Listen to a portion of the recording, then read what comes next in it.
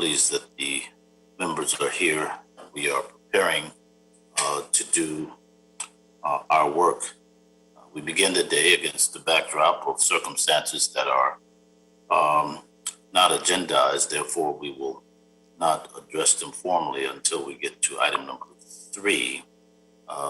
But I would simply say from the beginning, this is an opportunity for us to be forward looking. It's an opportunity for us to embrace fully the notions of what we mean when we say reimagining governance. More to be said as we move through the meeting. I'm now going to call on the city clerk to call the roll.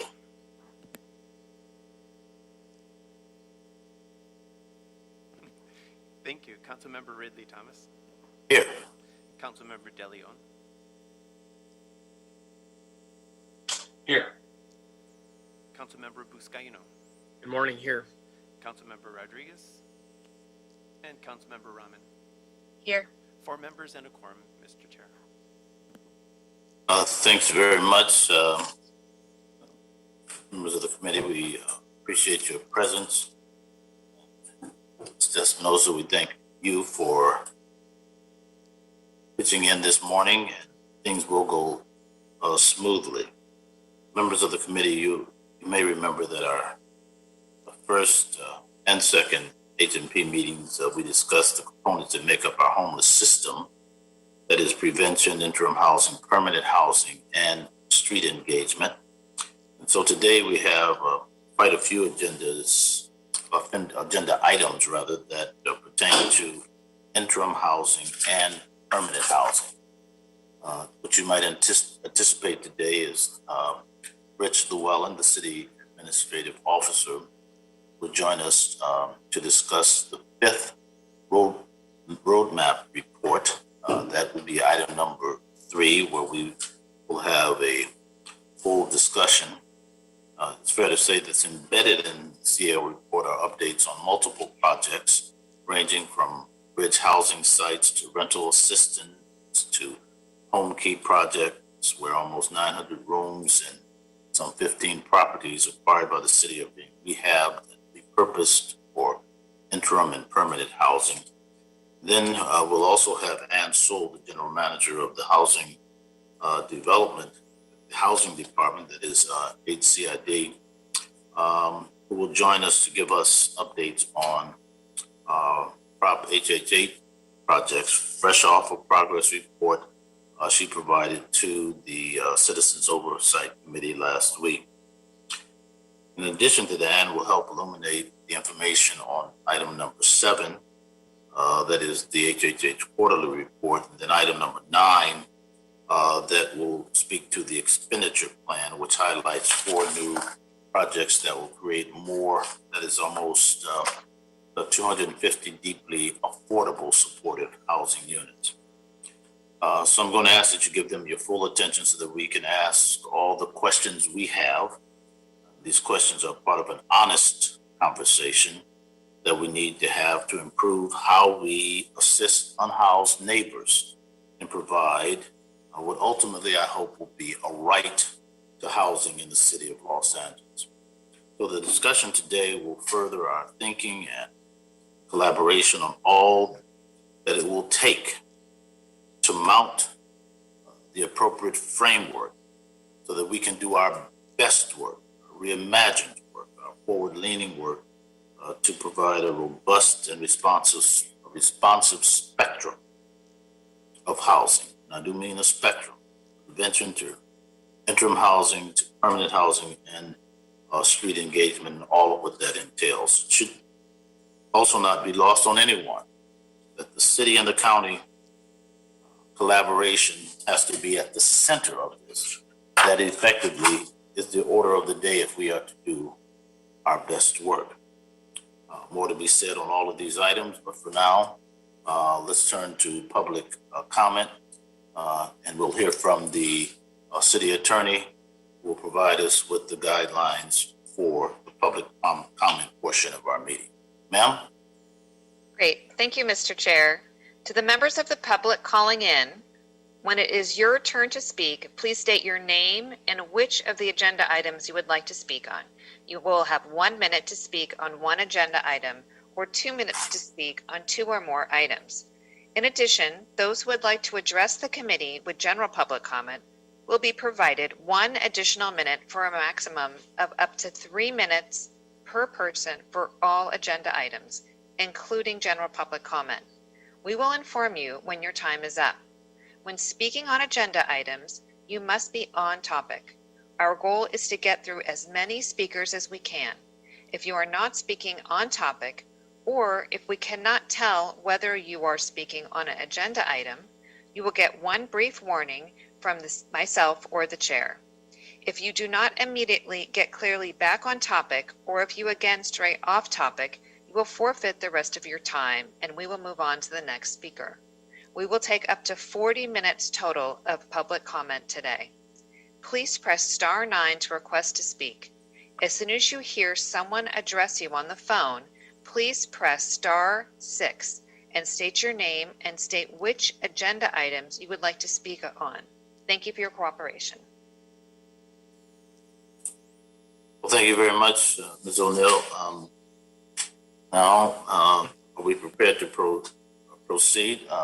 Mr. Espinoza, any additional comments you need to make at this point? Are we ready? Yes, Mr. Chair. Members of the public who would like to offer public comment on the items listed on the agenda should call 1-669-254-5252 and use meeting ID number 160-431-9380 and then press pound. Press pound again when prompted for a participant ID. Once admitted into the meeting, press star 9 to speak. All right, thank you very much. We're ready to take public comment. Let's begin with the first person who wishes to be heard. Caller with the last 4 numbers ending in 4929, please press star 6 to unmute yourself. Please state your name and the items you wish to speak on. Hello, my name is Raquel Wallace, and I would just like to give general public comment. You have 1 minute. Begin. Perfect. So the introduction speech at the beginning of this meeting sounded great, but it didn't match the actions of Mitch O'Farrell and the police department last night at Echo Park Lake.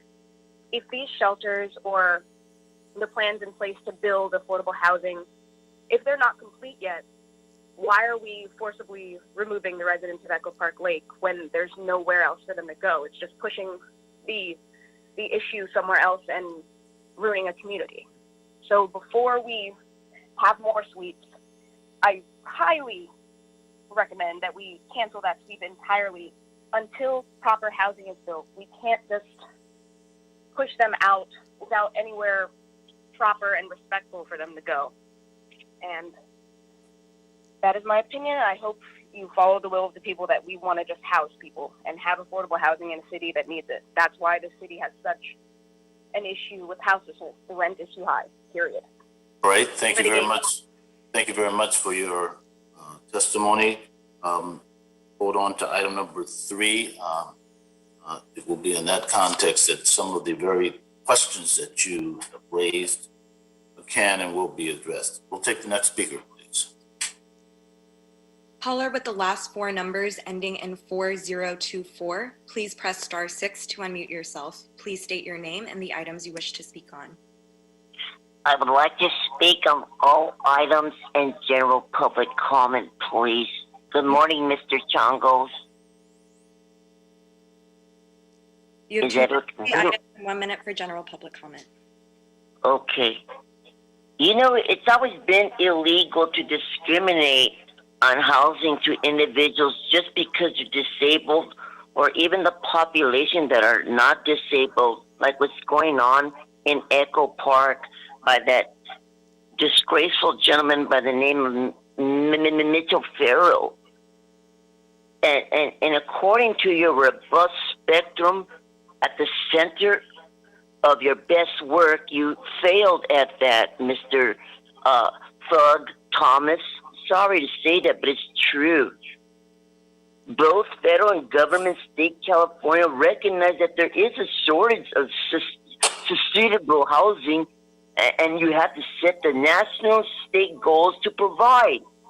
But you've been so indecent with that HHH bullshit with that ex person assemblyman, which is named Kevin Dum Dum De Leon. Sir, let me just simply suggest to you. Excuse me, I got the floor. Can I No, finish, you don't. please? You don't have the floor right You now. I will fucking allow black you. fat fucking monkey, junkie, All right. monkey, Let chunky, me, monkey, would you junky, cut that monkey, off, bug, please? bug. All right. Not here, not today. I'm not going to be subjected to racial epithets, and you heard it for what it was.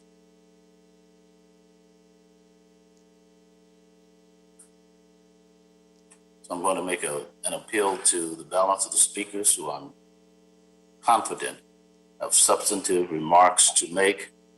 But this chair will not look favorably on attacks against any member of this committee that are racial in nature, are sexist in nature, or any of those things. Your points can be well made and we will hear them. So we would respectfully request that you refrain from any such hate speech. We do not have to agree with the committee in terms of our disposition. You might want to allow us to decide what it is we would do before you weigh in. But this is not about your agreeing with the committee. It's essentially about respecting the proceedings as we wish to allow everyone to be heard, because all of us have rights and sensibilities, which I will insist upon being respected. We'll take the next speaker, please. Caller with the last four numbers ending in 5519, please press *6 to unmute yourself. Please state your name and the items you wish to speak on. Oh, can you guys hear? Yes, please Hello. proceed. Hi.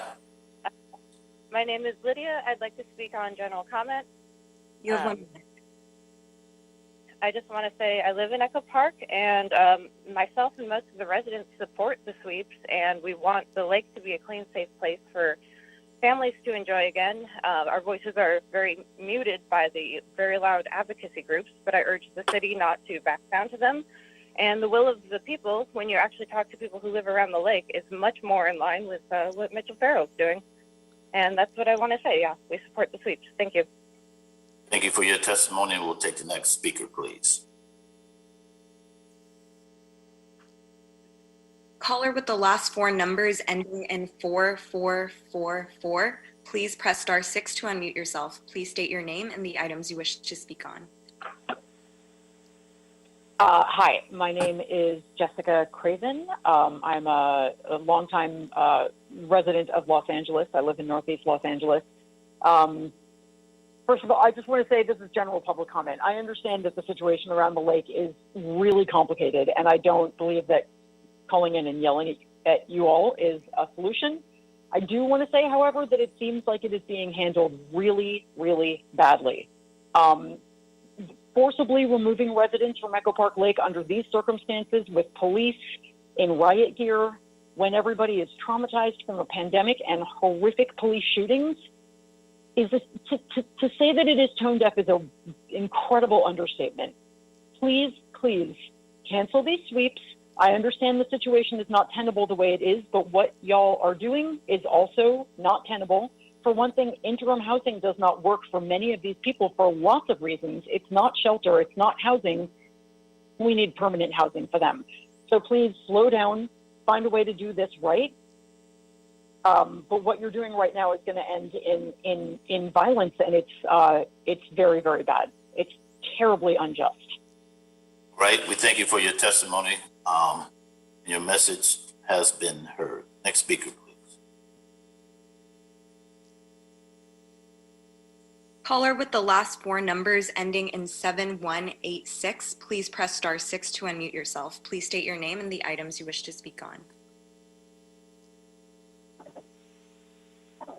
Hi, my name is Alex, and I'm going to be speaking on general public comment, please. You have 1 Okay. minute. Thank you. So I don't want anyone to get it twisted. What happened last night was not a sweep. The sanitation crew showed up at Echo Park at 8 a.m., said, we're going to leave, we're just going to take out the trash. Then police officers in riot gear, probably about 300, 400, showed up to block off the members of the park, told them they had to leave, destroyed their belongings. They also broke someone's arm last night. This was not a sweep. This was violence. No one was offered housing. No one was service resisted. The people there had no idea that they were being swept, and there were no notices posted. This is just because the people who live in Echo Park and people like Mitch O'Farrell have no souls, and all they want is to not look at poor people. Echo Park Lake is a community park. It doesn't belong to anybody, so the community has failed them, and that's why they're staying there, because that's where they feel safe. You can't just get rid of them. You can't move them somewhere else. This is absolutely a disgrace to everyone who's on LA City Council and needs to be stopped. Right. We thank you for your testimony very much. Next speaker, please. Caller with the last four numbers ending in 8408, please press star 6 to unmute yourself. Please state your name and the items you wish to speak on. Yeah, hi, my name is Peter Clune. I'd like to speak on all items in general public comment. You have 2 minutes for the items and 1 minute for general public comment. You may begin. Yeah, thank you. I'd like to echo what the last caller said. In particular, what happened at Echo Park Lake yesterday and last night is absolutely shameful. And the responsibility falls not just on Mitch O'Farrell, but on every single one of you. You sat back as he lied to every single person in the entire city of Los Angeles about what he knew and was planning to perpetrate there. Just yesterday, he was asked specifically about LA Times reporting that the sweeps were going to happen on Wednesday and Thursday, and his response was, I don't know where they got their source, but the LA Times has done some curious reporting on the whole topic, so I don't know if I would trust their word. The word you can't trust is Mitch O'Farrell. He has debased himself. He has debased all of you. It is an absolute embarrassment that none of you have the backbone to stick up and say anything in the face of this. You are all complicit in the violence that he has perpetrated against that community and the precedent that he is setting. This is not going to stop at Echo Park Lake. This violent displacement is a model, and he is going to push it. Joe Buscaino is going to push it. It is completely unacceptable. Completely unacceptable. We thank you for your testimony. We're going to move to the next caller now. We appreciate it very much. Caller with the last four numbers ending in 0914, please press star 6 to unmute yourself. Please state your name and the items you wish to speak on. Hi, my name is Caleb Crowder. I would like to speak in general public comment, please. You have 1 minute. You may begin. Great, thanks. I'm calling in solidarity with Echo Park Rise Up, the residents of Echo Park Lake who are under attack from your colleague, Mitch O'Farrell, who, under the veil of darkness last night, created a temporary jail or an internment camp in a public space. I do not use these words lightly. He is not allowing anyone in or out. Even the folks sitting on this committee and on this body who like police should be alarmed by that type of behavior. And for any of you to sit back and watch this type of fascist stuff happen in our community and do nothing, it's unbelievable. We need you standing alongside us right now to ensure that this type of precedent is stomped out. This is unbelievable. Mitch is holding a rally appreciation meeting outside of his office this morning after he broke the arms of people in the park last night and then locked them inside, okay? Lock them inside. Please, if there were ever a time to do something, it is now. Please support us. All right. We thank you very much for your testimony, and it is fully heard. Next speaker, please.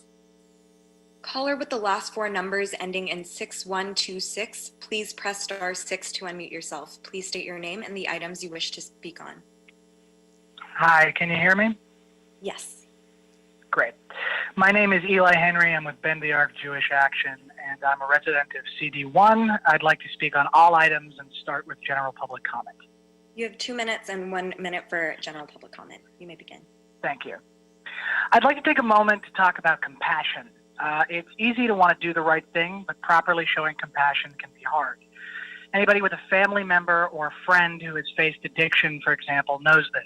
You want so badly to see them get help, but when you push too hard, they push back harder. Truly helping someone means helping them to help themselves. And when helping themselves proves to be too steep a burden, it means giving them the space and support to climb that mountain the next day. That's not to say that you couldn't pick them up and take them to the top of the mountain yourself, but they won't stay there. Forcing someone who doesn't want to go to rehab into rehab is just a recipe for relapse and resentment. And that is exactly the situation in Echo Park Lake. That's exactly the situation with the houseless communities all over Los Angeles.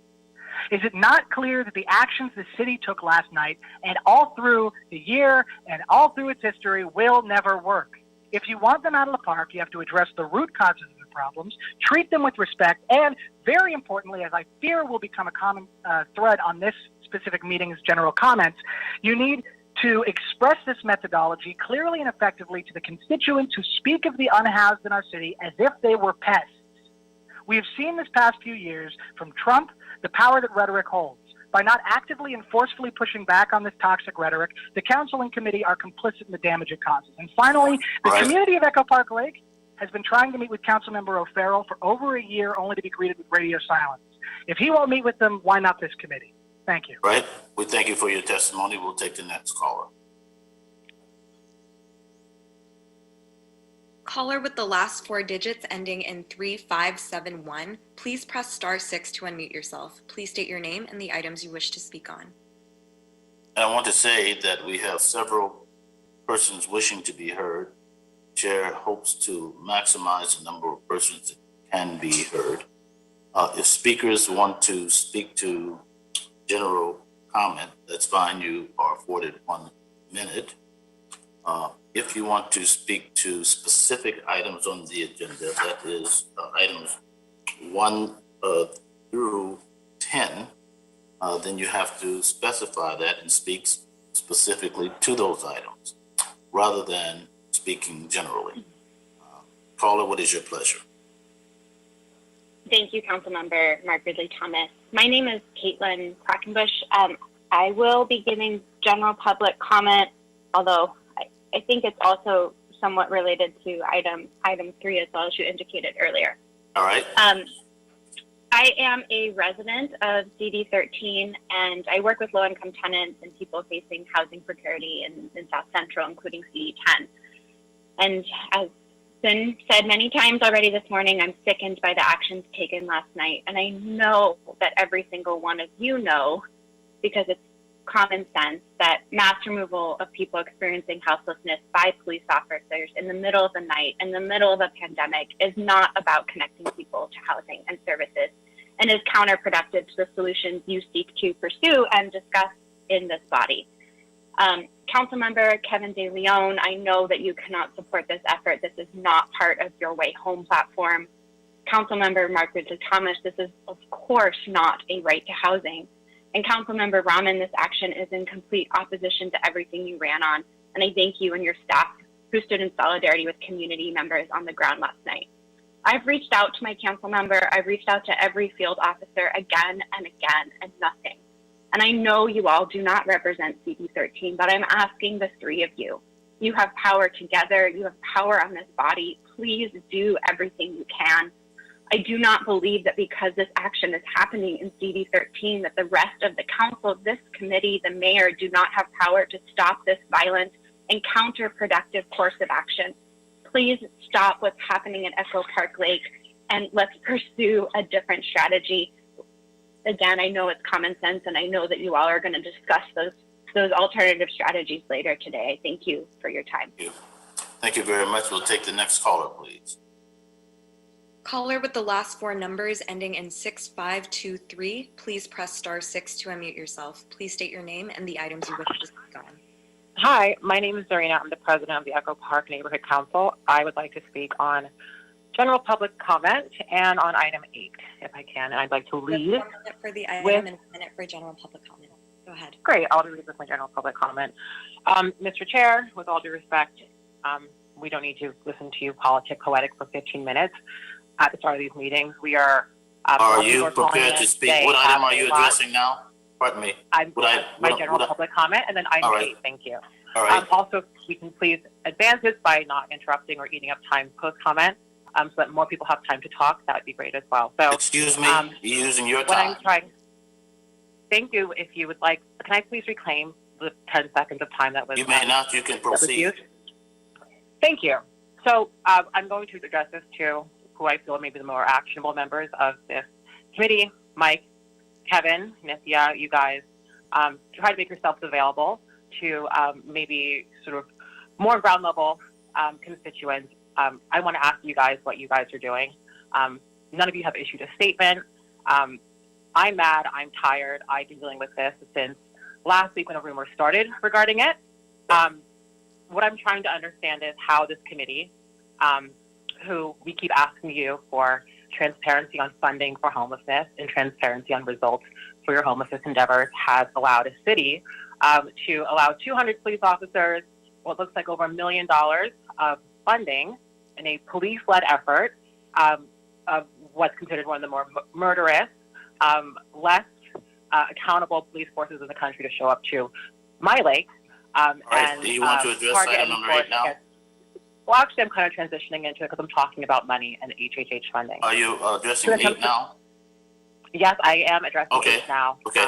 MRT, thank you. You're So welcome. when it comes to funding, please stop interrupting me. When it comes to funding, I'm trying to understand how you guys have allowed one of your colleagues to free up a magical amount of money when you can't even account for the money that you guys have available to get people into housing. I am assuming last night was $1 million effort for what is being portrayed as a landscaping project in this city. That park should have been empty. No one should have been living in that lake. The fact that that lake has gotten to the place it is a failure of this committee's endeavors and your failure to spend money. People currently in my neighborhood, people I represent, my constituents, since I have no connection to CD13 and no response to them, We are thank you sitting for in an your enclosure testimony. Your time like has zoo expired. animals this morning. Thank you. And Next speaker, please.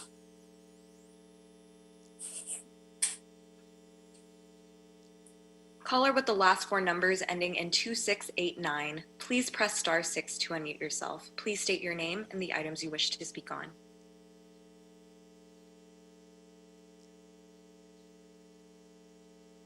Caller with the last 4 numbers ending in 2689, please press star 6 to unmute yourself.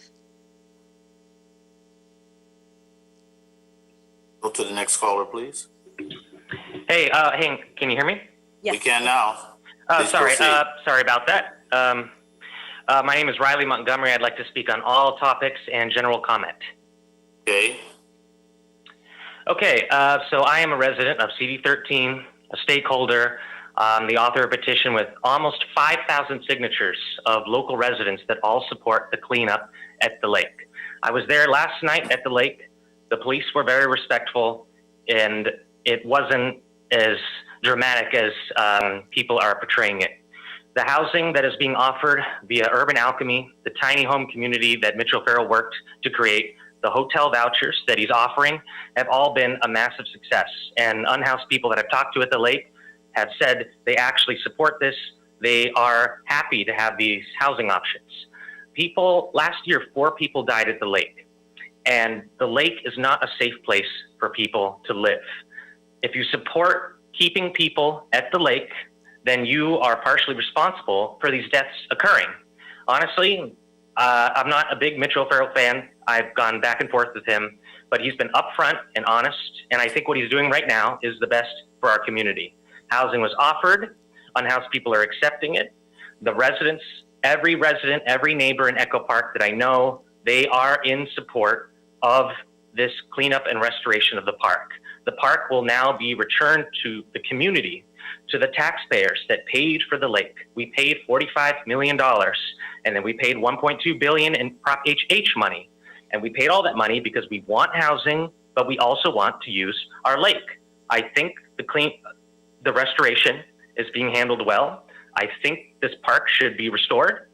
And by the fact that I have almost 5,000 supporters of my petition, I believe that the entire community of housed residents and even unhoused also supports that. I support Mitch O'Farrell's plan. That's it. Thank you. We thank you for your call. We'll take the next caller, please. Caller with the last four digits ending in 9758, please press *6 to unmute yourself. Please state your name and the items you wish to speak on. Hello, can you hear me? Yes. Hi, my name's Frank. I'm from CD3 and live alternately between there and CD1. I have a general public comment. You have 1 minute. Hi. Seeing everything that's happened last night and this week at the lake has really shaken me and moved me to the point of wondering what the city council has taken away from this summer, what the city council is taking into the rest of this year, what they've taken from the pandemic, and how they've listened to their constituents. I don't doubt that people who live around Echo Park Lake want the lake to be open for their kids to play in, but the unhoused residents of the lake are Mitch O'Farrell's constituents as well, and they need their wants and needs met in a respectful and pro-human way. They need far more warning than the day before they need to be able to consent to being moved to a new place and to be able to be involved in that process. They need to be able to retain their stuff. We know that the cartel of policing depends on protecting the stuff and the property of the rich. All right, sir. And I just wanted to say that expired. Dispossessing them of their items. Sir? Are you there? All right, we'll take the next caller, please. Callers with the last four number ending in 2283, please press *6 to unmute yourself. Please state your name and the items you wish to speak on. Hi, this is Harris Rosenblum on behalf of the LABC. I'd like to speak on item 8 and general comment. You have 1 minute for the item and 1 minute for general public comment. Okay. On behalf of the Los Angeles Business Council, we'd like to express our support for item 8. It's an essential motion that is part of Councilmember De Leon's Away Home package. The necessity to refocus housing and homelessness solutions within the city of LA is clear as the crisis continues to worsen and staying housed remains out of reach for far too many people. And we were thrilled to see a number of the Away Home motions pass through this committee earlier and urge you to do the same with this item. Just in the last year, the housing and homelessness crisis has only worsened. And we know that more people fall into homelessness than exit out on a daily basis. So we support Councilmember De Leon's comprehensive recommendations in Away Home and on how to strengthen our focus on creative housing solutions, which is direly needed. Los Angeles needs to retool the process for creating housing in a more efficient and cost-effective manner, while also focusing on moving people off the street into all forms of housing as quickly as possible. This motion, which instructs the city to perform a full review and analysis of all Prop HHH-funded projects, while just a piece of a more comprehensive package will push LA in the right direction. And we need to urgently mobilize the city's efforts around changes that will have the biggest impact in the shortest period of time and for the people who need it most. The LABC thanks you for your steadfast leadership on this issue, and we are excited about continuing to work together towards addressing this critical need to provide housing opportunities for all Angelinos. Thank you. I yield the rest of my time. Thank you very much for your testimony. We'll take the next caller, please. Caller with the last four numbers ending in 4061, please press *6 to unmute yourself. Please state your name and the items you wish to speak on. Hi, my name is Robert, and I would like to speak on all topics and make a general public comment, please. You have 2 minutes for the items and 1 minute for general public comment. Excellent. I'm a renter in Echo Park, and I wish to express full support for Councilman O'Farrell's efforts to humanely rehouse people experiencing homelessness at the lake and for his efforts to restore the lake. For weeks, I have observed outreach workers who have been offering housing to people experiencing homelessness at the lake, and I'm absolutely confident that all have had ample opportunity to accept housing. I believe that the ability of the 35,000 residents of Echo Park to use their public recreation space without fear does outweigh the right of the remaining 30 or so people who will not accept housing to sleep in that space. I also want to commend the patient, respectful behavior exhibited by LAPD and the Sheriff's Department last night. And furthermore, I'd like to comment that the views of the Echo Park Neighborhood Council do not represent the views of our community, and none of us feel like we are your constituents. The last thing I wanted to mention is something I think that all council members should be aware of. I wanted to comment on the fringe anti-government political group Streetwatch LA. We, the community, feel this group is using the unhoused as pawns in promotion of their political ideology. They go down to the lake and hamper efforts of outreach workers to build the trust required to render services to the people experiencing homelessness at the lake. And in doing so, they perpetuate homelessness. The group has a large team of activists that are mobilized through social media, and they distribute media kits that attract young people to gather during sweeps and spread these ideologies. These media campaigns are very powerful, and I think that we as a community have to come up with some solution to combat this misinformation, because it's very popular and these ideologies are very attractive for young people who are frustrated. And that's it. Thank you, guys. Thank you for your testimony. We'll move to the next caller, please. Caller from a private number, please press *6 to unmute yourself. Please state your name and the items you wish to speak on.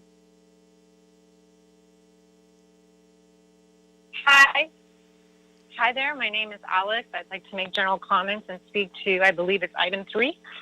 All righty, please proceed. Hi, I am calling to 100% support the gentleman who just spoke and 100% support Riley Montgomery's comments and 100% support Mitchell Farrell and the LAPD.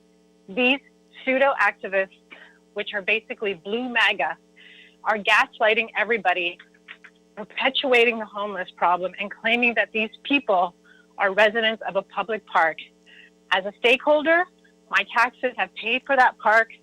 We were very much excited when it finally opened and it was rehabbed and it was absolutely beautiful. In early 2019, some of the very first people to get there were actually activists trying to make a point that public parks should be public spaces for living. They were not homeless people. They were activists. This is a scam. They are part of the homeless industrial complex. They are trying to keep homelessness a problem because without the issue, they don't have a job. So I just want to support Mitchell Farrell. And like Riley mentioned, yes, we've had some issues with him, but the way what happened yesterday is perfect. It was not a sweep. You could show up with a condo with 3 bedrooms and a pool, and they'll find something to complain about, okay? They don't want housing. They don't want to be moved. And the ones who want help will get the help. And there's plenty of articles right now with some of the homeless people who have been relocated, thrilled with their new housing. Do not be intimidated by these people. You have the support of the community. Like Riley mentioned, 5,000 of us have signed it. These activists don't even live here. The people at the park don't even live here. There's plenty of articles showing that they're mostly from out of state. Some of them even make $900 a month. You know, you can leave LA if it's too expensive. Seriously, we all work hard. We all try to make ends meet. Paying your rent for free is not part of our job. Thank you. We support you. Keep going. Do not be intimidated. Thank you. All right, thank you. We'll take the next caller, please. Caller with the last 4 numbers ending in 8535, please press *6 to unmute yourself. Please state your name and the items you wish to speak on. Hello, my name is Alexandra, and I'd like to give a general public comment. All righty, please proceed, Alexandra. I am calling to also express my support for Councilman O'Farrell's efforts to find housing and supportive services for the unhoused occupying Echo Park Lake. In fact, I applaud all of your efforts to use HHH funding and to create shelters both temporary and permanent. I can imagine just how much of an uphill battle this has been. I've lived in Echo Park for 10 years, and I've owned property here for 8. Before the pandemic, my daughters would attend story time at the library and then join children from all throughout the neighborhood at the play structure. We have not felt safe there for obvious reasons, but we are fortunate to have a backyard. What about all the residents who don't, who rely on that green space for exercise, for play? The unhoused deserve empathy and opportunity, but children also deserve parks. Despite the rhetoric in the media, it seems that Councilman O'Farrell is providing housing now for those at the lake. If housing the unhoused isn't the right option to solve the crisis, then what is? Thank you so much for your listening. Thank you for your testimony. We'll take the next caller, please. Caller with the last 4 digits ending in 7892, please press *6 to unmute yourself. Please state your name and the items you wish to speak on. Hi, my name is Zoe Nissen, and I'd like to give general public comment. Hey. Hi, so I live in CD13, and I'm calling because the way that the unhoused community at Echo Park Lake was treated yesterday was not perfect. It was absolutely vile. This committee needs to intervene with Councilmember O'Farrell's plan to forcibly displace the community for the sake of renovations, which is an absolutely frivolous reason, considering that we are still in a pandemic and displacement violates the CDC guidelines for COVID prevention. The LAPD response last night was unnecessary and cruel. As today's motion states, we need citywide coordination of our outreach strategies, not set priorities that change based on the whims of a single council member. If city council members can't make consistent policies across districts, how can we expect them to collaborate with the state and county to create the change we need? Remove the fence, cancel the renovations, and work with the unhoused community to find solutions that they want. Thank you for listening. Thank you for your testimony. We'll take the next call, please. Caller from the private number, please press *6 to unmute yourself. Please state your name and the items you wish to speak on. Willie Thomas, you stupid monkey, and the other 3 retards. I think that's the end of that. Thank you. Next caller, please. Next caller. Caller with the last 4 digits ending in 8319, please press *6 to unmute yourself. Please state your name and the items you wish to speak on.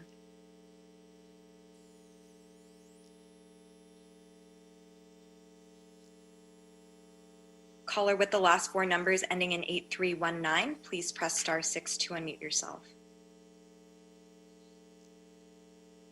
Proceed to the next caller, please. Sure. Caller with the last 4 numbers ending in 7563, please press *6 to unmute yourself. Please state your name and the items you wish to speak on. Hi, can you hear me? Yes. Yes, thank you. Hi, this is Elisa, and I would like to make a general public comment. Okay. All right, thank you. Chair Ridley Thomas, you said earlier that we all have rights, and I agree. I'll remind you and everyone on this call that our unhoused neighbors also have rights. They also pay taxes, right, in Montgomery, for what it's worth. So given that, I would like to know why LAPD, at the behest of Member O'Farrell and the silence of the rest of the council, has decided to essentially incarcerate houseless residents this morning. In case anyone needs reminding, we're still in the midst of a pandemic. The forceful removal of houseless residents would be morally repugnant in any situation, but the fact that you are quietly trying to do so in this moment registers at a level of cruelty and incompetence that is heartbreaking. People experiencing homelessness know the meaning of a broken promise of inadequacy. LA promised 15,000 hotel rooms to our unhoused neighbors and to date has delivered a total of only 2,000. Our unhoused neighbors don't deserve to be punished. Rather, it's our elected officials who need to come under the scrutiny we far too frequently placed on the unhoused. Thank you. Thank you. Appreciate your testimony, and we'll now turn to the next caller. We have 5 minutes remaining on public comment. We'll be governed accordingly. Next speaker. Caller with the last 4 numbers ending in 8319, please press *6 to unmute yourself. Please state your name and the items you wish to speak on.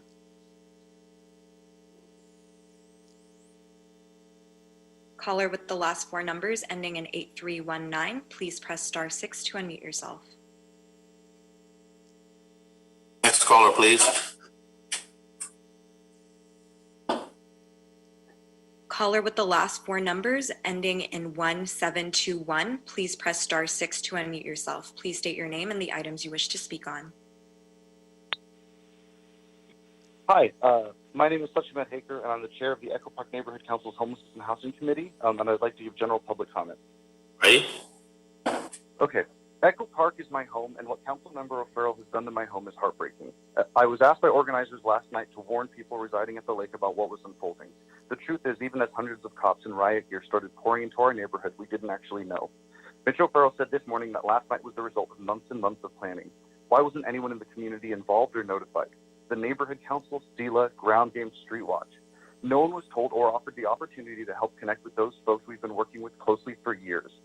Councilmember O'Farrell continues to paint this false narrative that anyone left in the park has refused services, but this is a lie.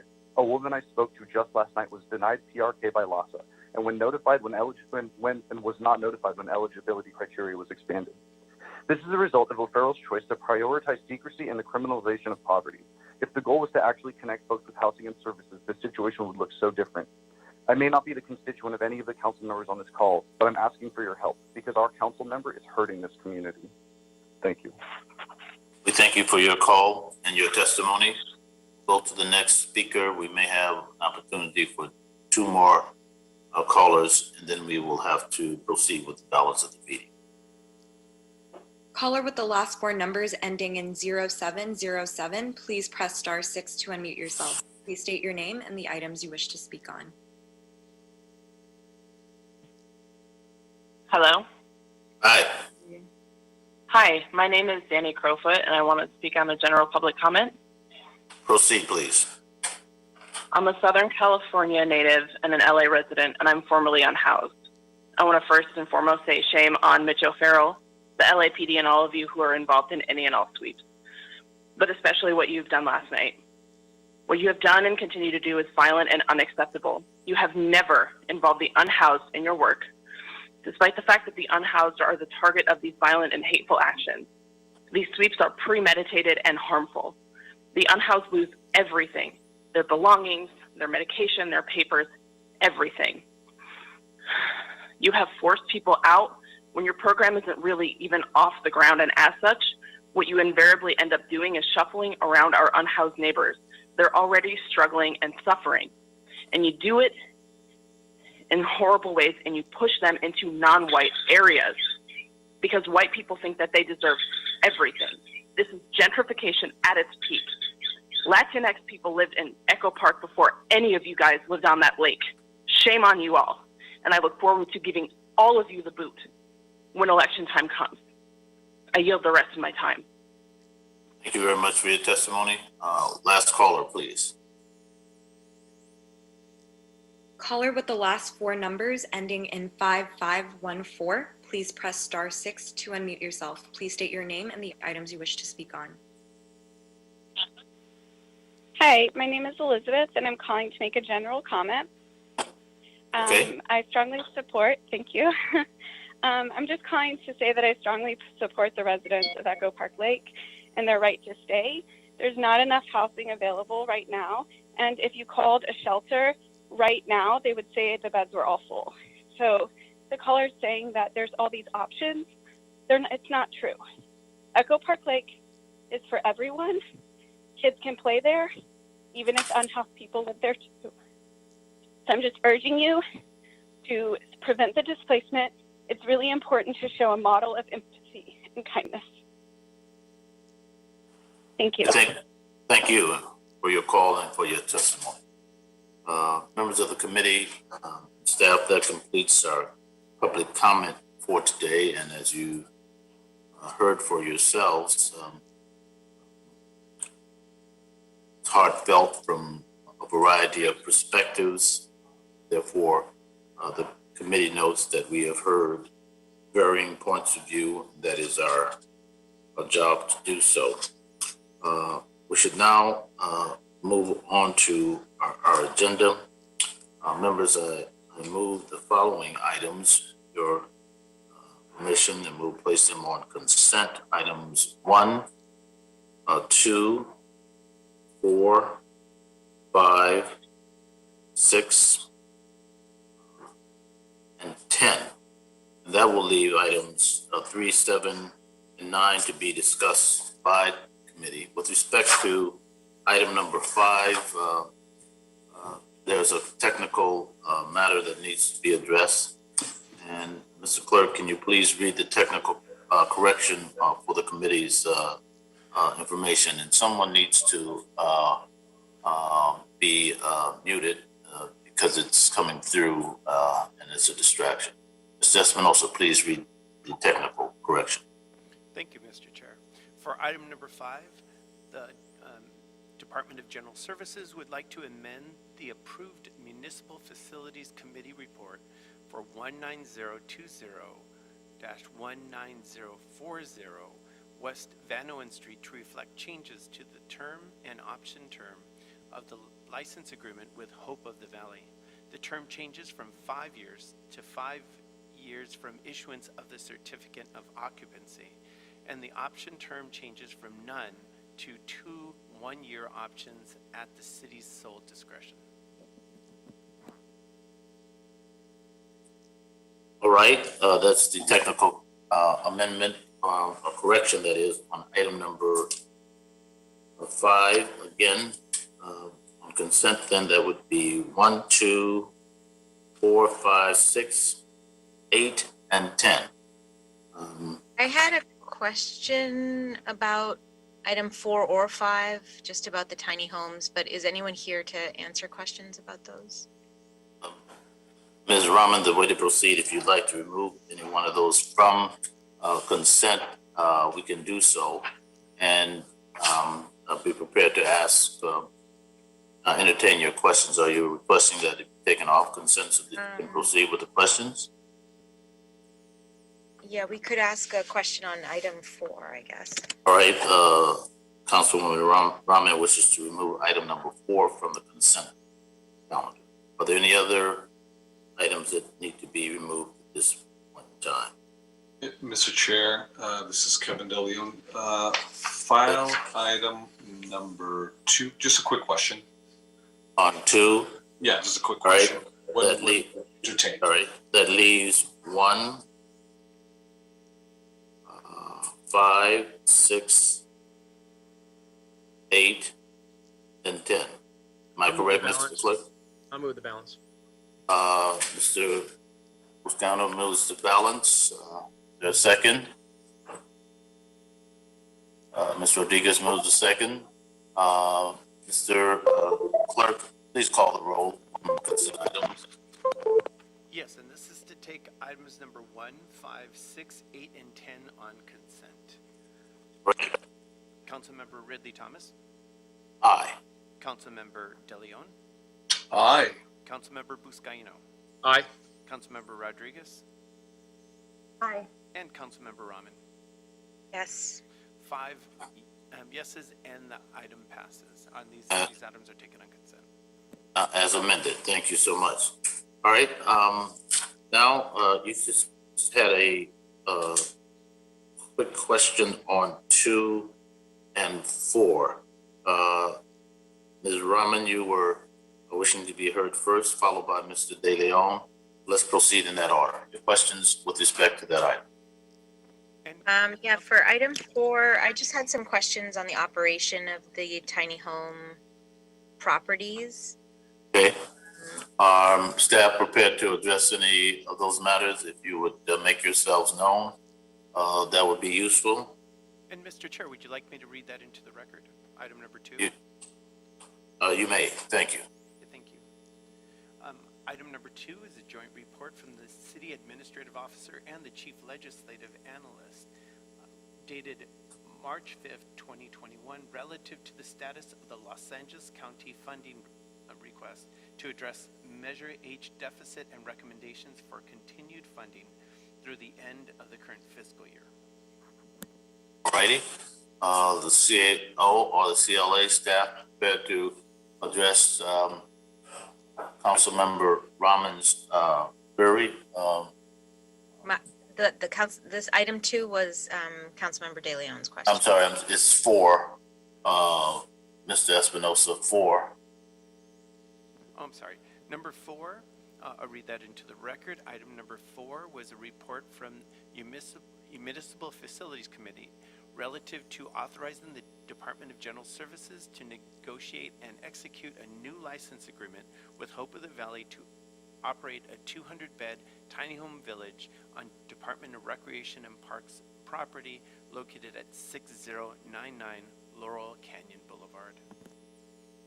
All right, HSID, CAO, CLA, who's best equipped to answer Councilmember Rahman's question? Meg Barclay, City Homeless Coordinator in the CAO's office. I can take a start, and we also have Allison Wilhite on my team if there's. Excellent. Councilmember, your question. I just had questions on, I've been reading about entry and exit regulations on some of these interim housing and PRK sites that have stymied the ability of people to get into them and stay in them. And so I just wanted to get more information on restrictions on entry and exit for residents into tiny home villages, if any, and rules around kind of separation of genders at these sites, and any rules or any regulations around LGBTQ residents and how they're made to feel welcome at these sites. So the only site that's currently open right now is the site on Chandler in Council District 2. Programmatically, there are no restrictions on LGBTQ status or other things like that. I haven't heard anything specifically about the operations of this site, so I'd be interested in getting some more detail, because that should not be it should not be a barrier to accessing the sites. Right now, the sites are being operated at single capacity for each of the pallets. And so while we would put the same, if they were being shared, we would, by people who were not part of the same household, we would likely place individuals of the same gender in sharing the pallets. They're very small spaces. However, right now they're being individually occupied unless people are coming within the same household. I know there are gender specific areas laid out on the sites to try and also just facilitate more of a feeling of safety, especially for individual women, sort of being in the same area on the site. But as far as I'm not aware of those types of restrictions. If they are, they would have been instituted by the operator outside of how the program is designed. So I'd be very interested in knowing more about what you're hearing, and we would be pushing very hard to get answers and rectify any issues that are inconsistent with how the program was designed to operate, because that's really not the intent. Okay, I'm happy to reach out to your office with a couple of the concerns and really follow absolutely. We'll get on that. Through the chair, if I may ask. May, proceed. Meg, just one quick question.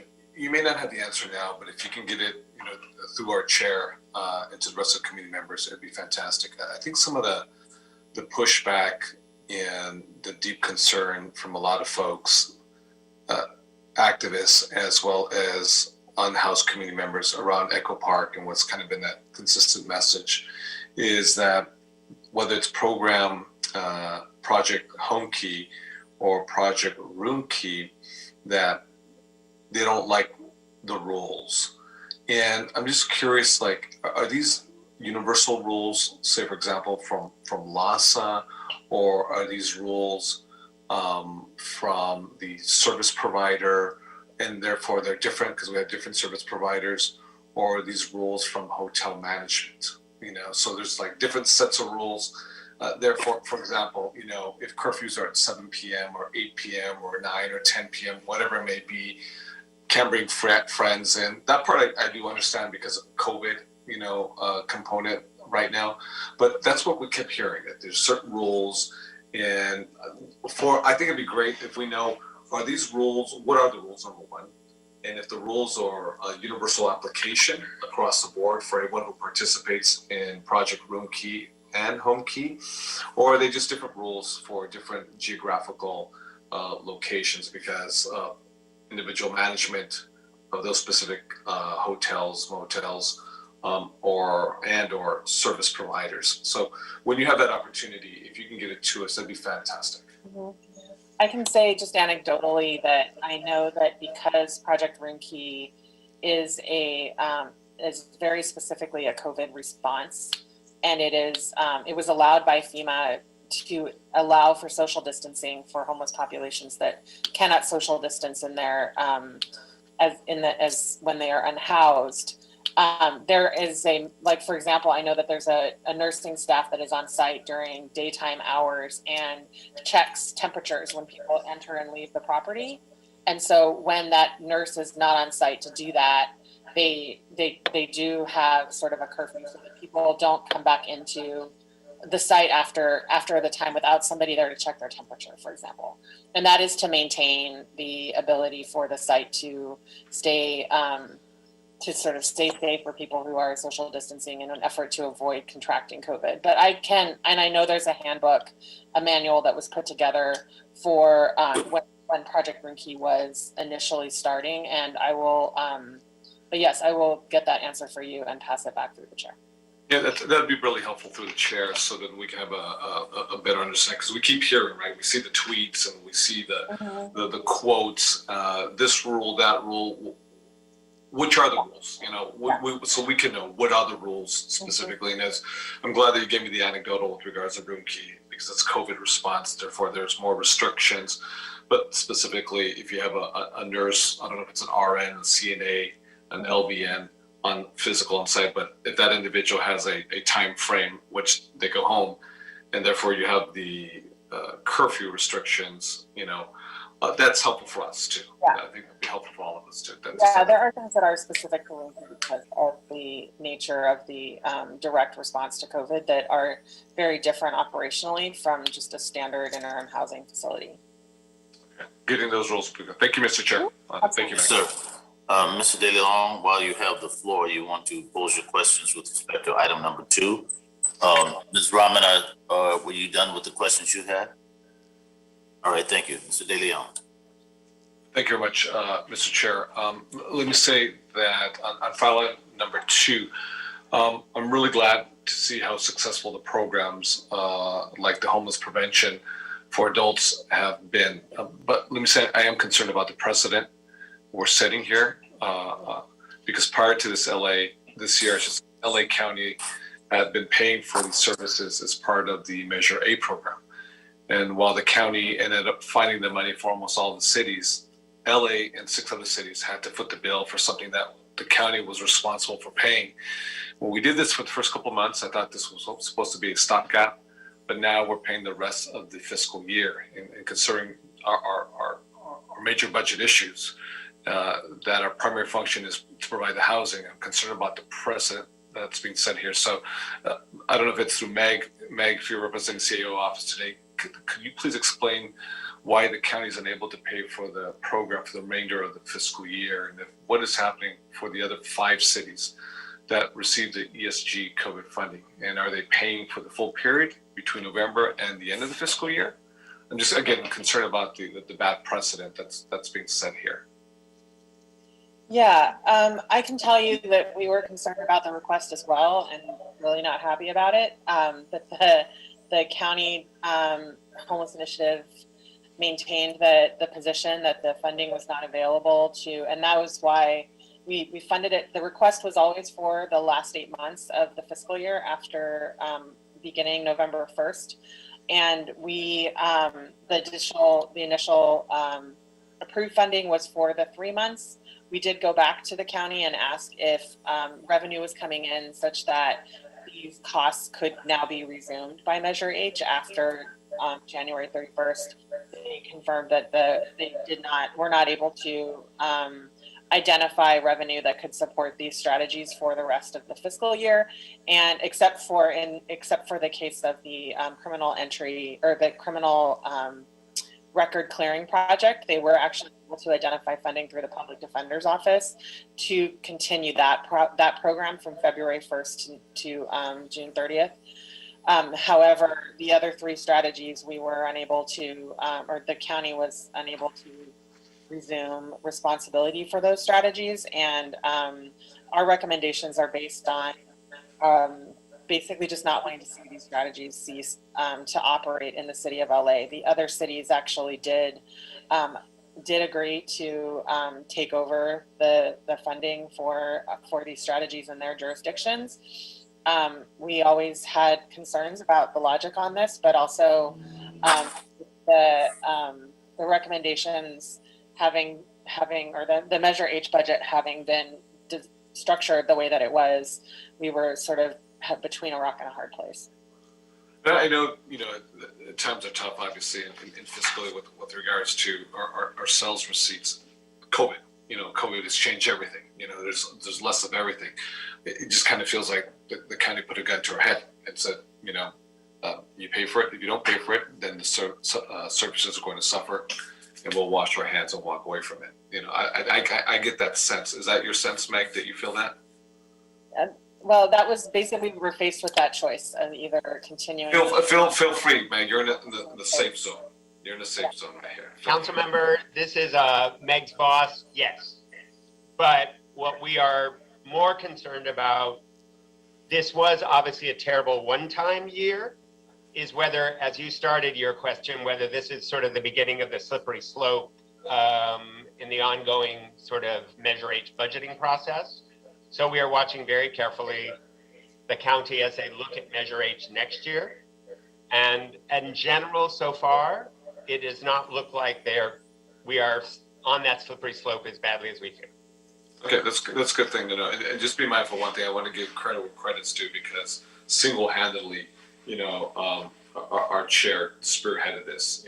I want to thank and recognize our chair, because short of Measure H, there would be no resources at all whatsoever. It wouldn't exist. So in some ways, it's a good problem to have. Yeah, in some ways, it's a good problem to have. But let's just keep our eye on them very closely. Thank you very much, Mr. Chair. Thank you very much, Mr. De Leon. Suffice it to say, it just wasn't enough. Measure H is doing its job. We need twice as much to do the work better, to help the homeless, the houseless, through services, through a lens of health and wellness, resilience. That's the perspective that we should advance. That, in my view, is consistent with what I mean when I say we need to reimagine how governance is taking place with respect to homelessness and other things in our city. Mr. Clerk, what is your pleasure as it relates to the disposition of these two items? Shall we attach to consent? Well, I suspect the consent has already been adopted, or would you think it more appropriate, consistent with the city attorney's point of view, that we have a roll call on items 2 and 4? Yes, as we had as we had the comment from the members, it would be best to call the roll on items 2 and 4. All right, please proceed accordingly on items 2 and 4 together. Members? Thank you. Councilmember Ridley Thomas? Aye. Councilmember De Leon? Aye. Councilmember Buscaino? Aye. Councilmember Rodriguez? Aye. And Councilmember Rahman? Yes. That was 5 ayes, and items number 2 and 4 pass. Thank you very much. It's now time to turn to item number 3. Mr. Clerk, please read the item for the record. Item number 3 is a statutory exemption from the California Environmental Quality Act pursuant to Section 15269C and under Public Resources Code Section 21080B4 as a specific action necessary to prevent or mitigate an emergency as set forth in the Notice of Exemption for Council District 14, Arroyo Seco Transitional Housing. Council District 5, 7253 Melrose Avenue Homeless Shelter, and Council District 13, 310 North Madison Safe Sleeping Project, and City Administrative Officer report relative to COVID-19 homelessness roadmap funding recommendations. Thank you very much, Mr. Espinosa. Members of the committee, as I noted at the top of the meeting, City Administrative Officer is here to present the 5th roadmap report. I understand that there'll be an amendment that they wish to offer on item number 3, and at the appropriate time that can happen. So, Ms. Barclay, weigh in when deemed appropriate. Mr. Llewellyn, we will turn the floor over to you, but I think it should be said that Mr. Llewellyn is here to update us on the goal to reach a certain number of roadmap beds and units by April 16. Last time we discussed this issue, members' request was that Mr. Llewellyn attend the next H&P meeting to answer questions, and he is happily here. Rich, so before going into detail, before I destroy your happiness, please summarize for us what the roadmap is.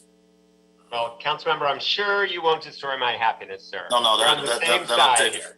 I know that will take a lot of effort, the eternal optimist that you are. But let me just ask this: what this particular fifth report says, help us understand it, and please highlight for us the projects where the city and county collaboration is taking place.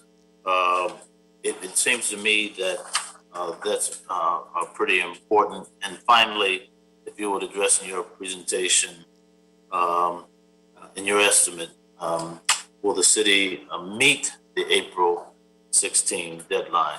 Pursuant to the opening remarks, members of the committee, each of us will have an opportunity to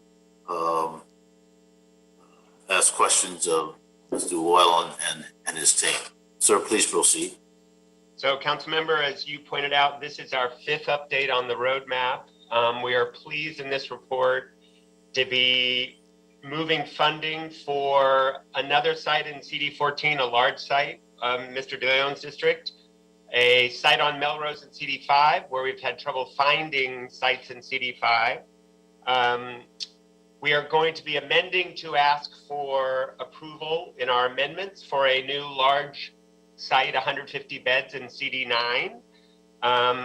In addition, we have gone back to all of sort of the county and city's providers asking if there are any available beds that were unfunded, and found almost 270 beds here and there that were unfunded. We've been able to add as ongoing resources. And we do have two sort of part-time resources, which will be taken out by long-term resources in construction. So the beds will last all year, but there will be two different beds, available winter shelter beds when those shelters are closed, and the proposed CD13 safe sleep site, which is on a parking lot that eventually is going to be developed. So that is why it's not a permanent site or a multi-year site. So we are pleased, going back to Mr. Ridley Thomas's, with the movement on all those projects, and Meg will be asking you to amend the report to add the CD9 beds, and to add additional beds at the Woodman Home Key site in CD6, and make clear that that will be an interim site for now.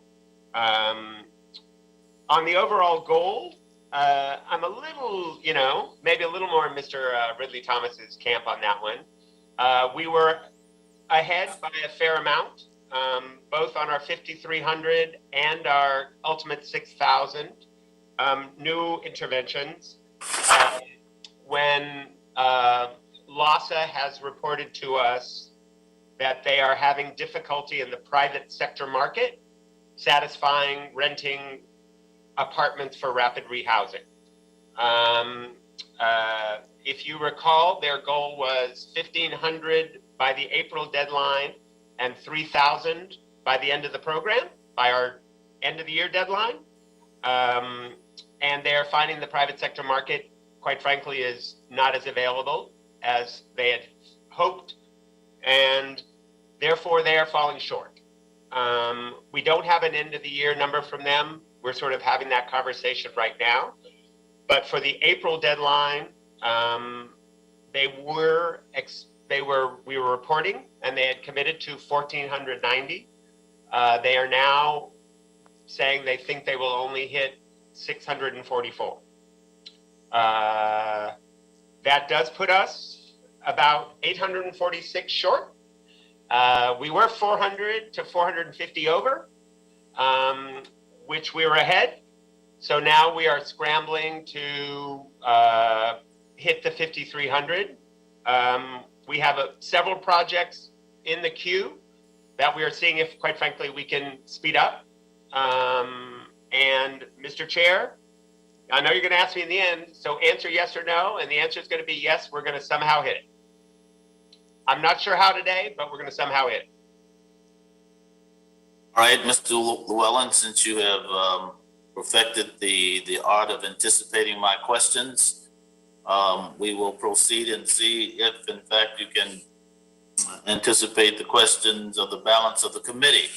Mr. Buscaino, Ms. Rodriguez, Ms. Rahman, Mr. De Leon, please make sure that Mr. Llewellyn earns his money today. Thank you so much. Questions of the committee.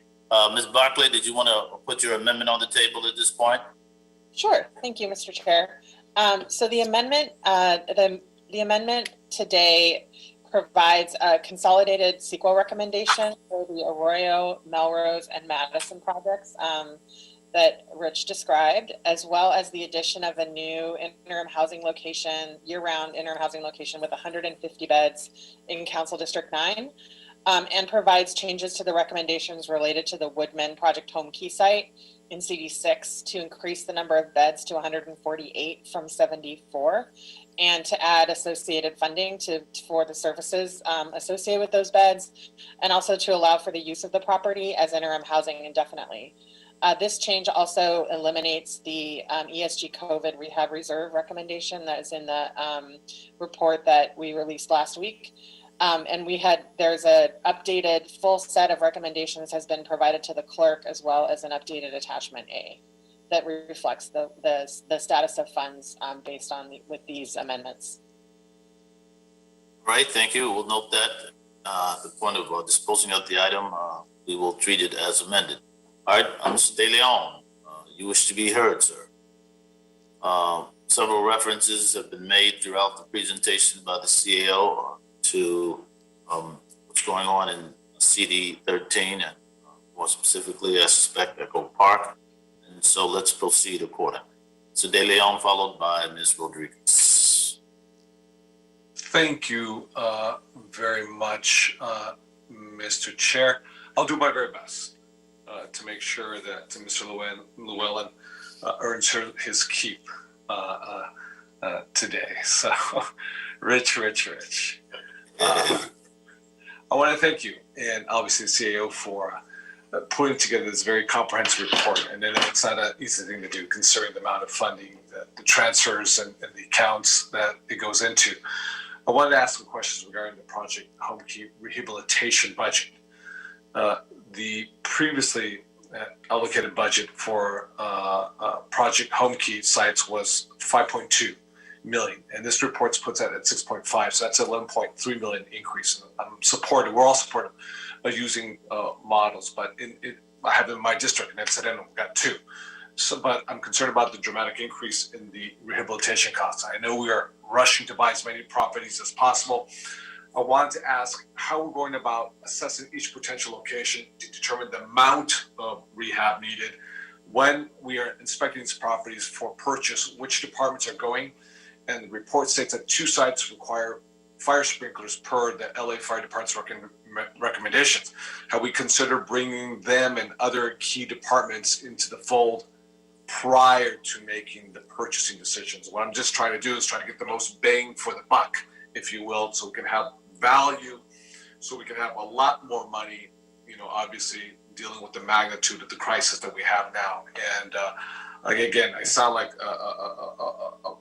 I never heard myself be this way, like a budget, deficit sort of hawk, looking for every single penny possible to stretch that dollar. But the costs have gone up again. It's $11.3 million increase just on the rehab component right there. So once you expound some of your wisdom for all of us, So, sir, you are pushing us. We did, when we went through the first round, I think honestly there were 2 things going on. One was speed, given the sort of the dates assessed for the grants. We did have, and we're paying for a consultant to go to each property and try to do a sort of rehab budget, because we wanted to be both, we needed to make sure we had the money, and we didn't want to buy lemons. If it turned out the rehab was too much, we had to pass on a project. Some people did approach us with projects where there was just too much work that needed to be done. We share your disappointment that some of these went up and some of them seemed ones that should have been caught. We still think the projects with these additional costs honestly make good business sense, fiscal sense. I appreciate you become a budget hawk, Mr. De Leon. But one of the things we've been talking with HFID, and Ann Sewell's here today, they will be sort of running the next round. Because in some ways the mayor's office with HACLA and our office ran the first round because we were sort of running to get the grant in under the deadline, especially the CRF closing deadline and the state deadline. Ann, I don't want to put her on the spot, Mr. Ridley Thomas, but Ann is certain this will not happen under her watch on the next round of purchases. And she plans to buy a lot of good ones. So you're going to buy lemons, she's going to be buying some good stuff then. I'm just telling you. That's what I've been thinking. That's what she tells me. Okay, we understand. From lemons and lemonade, all right? Councilwoman Rodriguez, we wish to hear from you.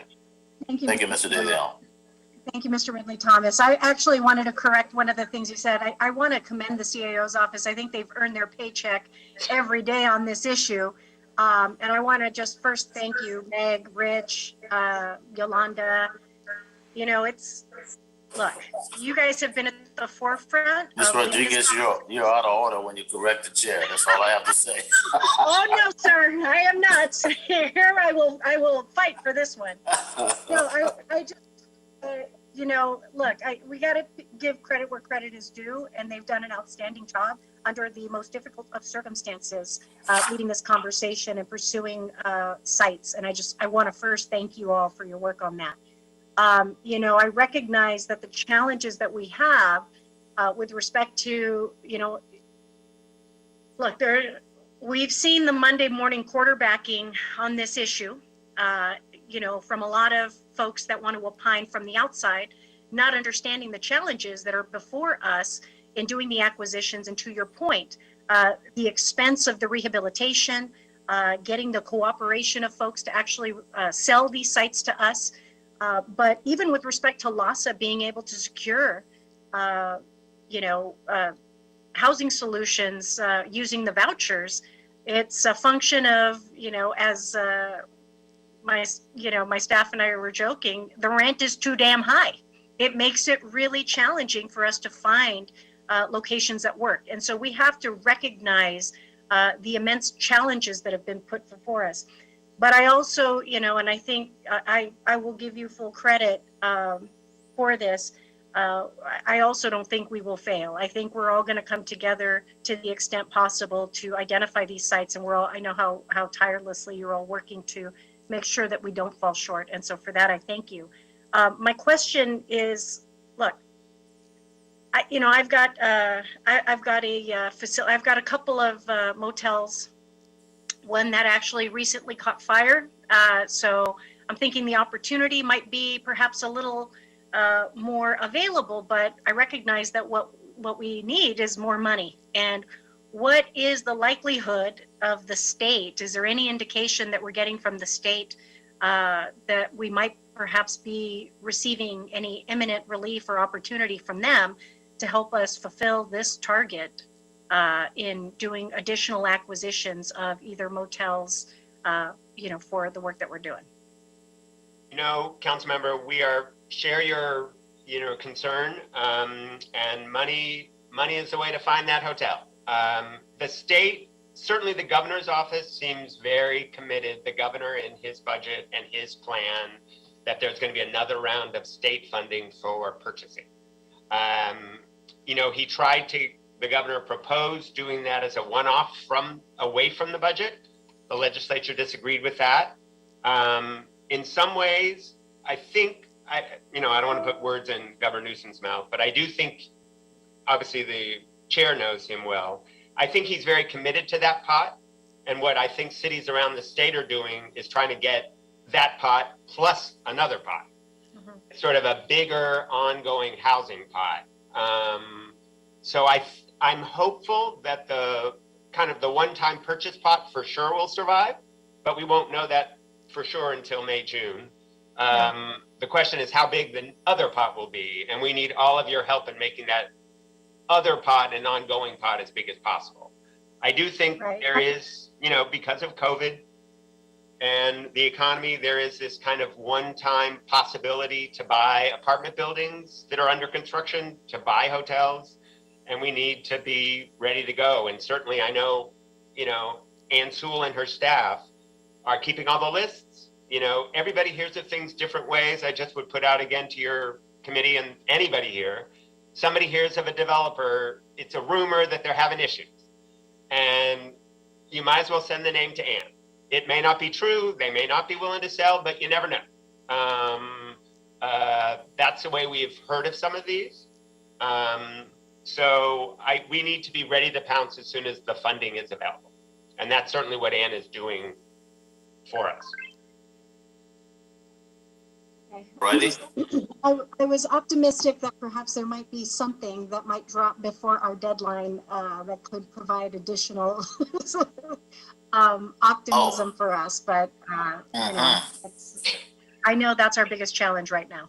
Okay, so you are prepared to embrace the sentiments of the chair after all. Thank you so much, Ms. Rodriguez. I know time brings about a change here.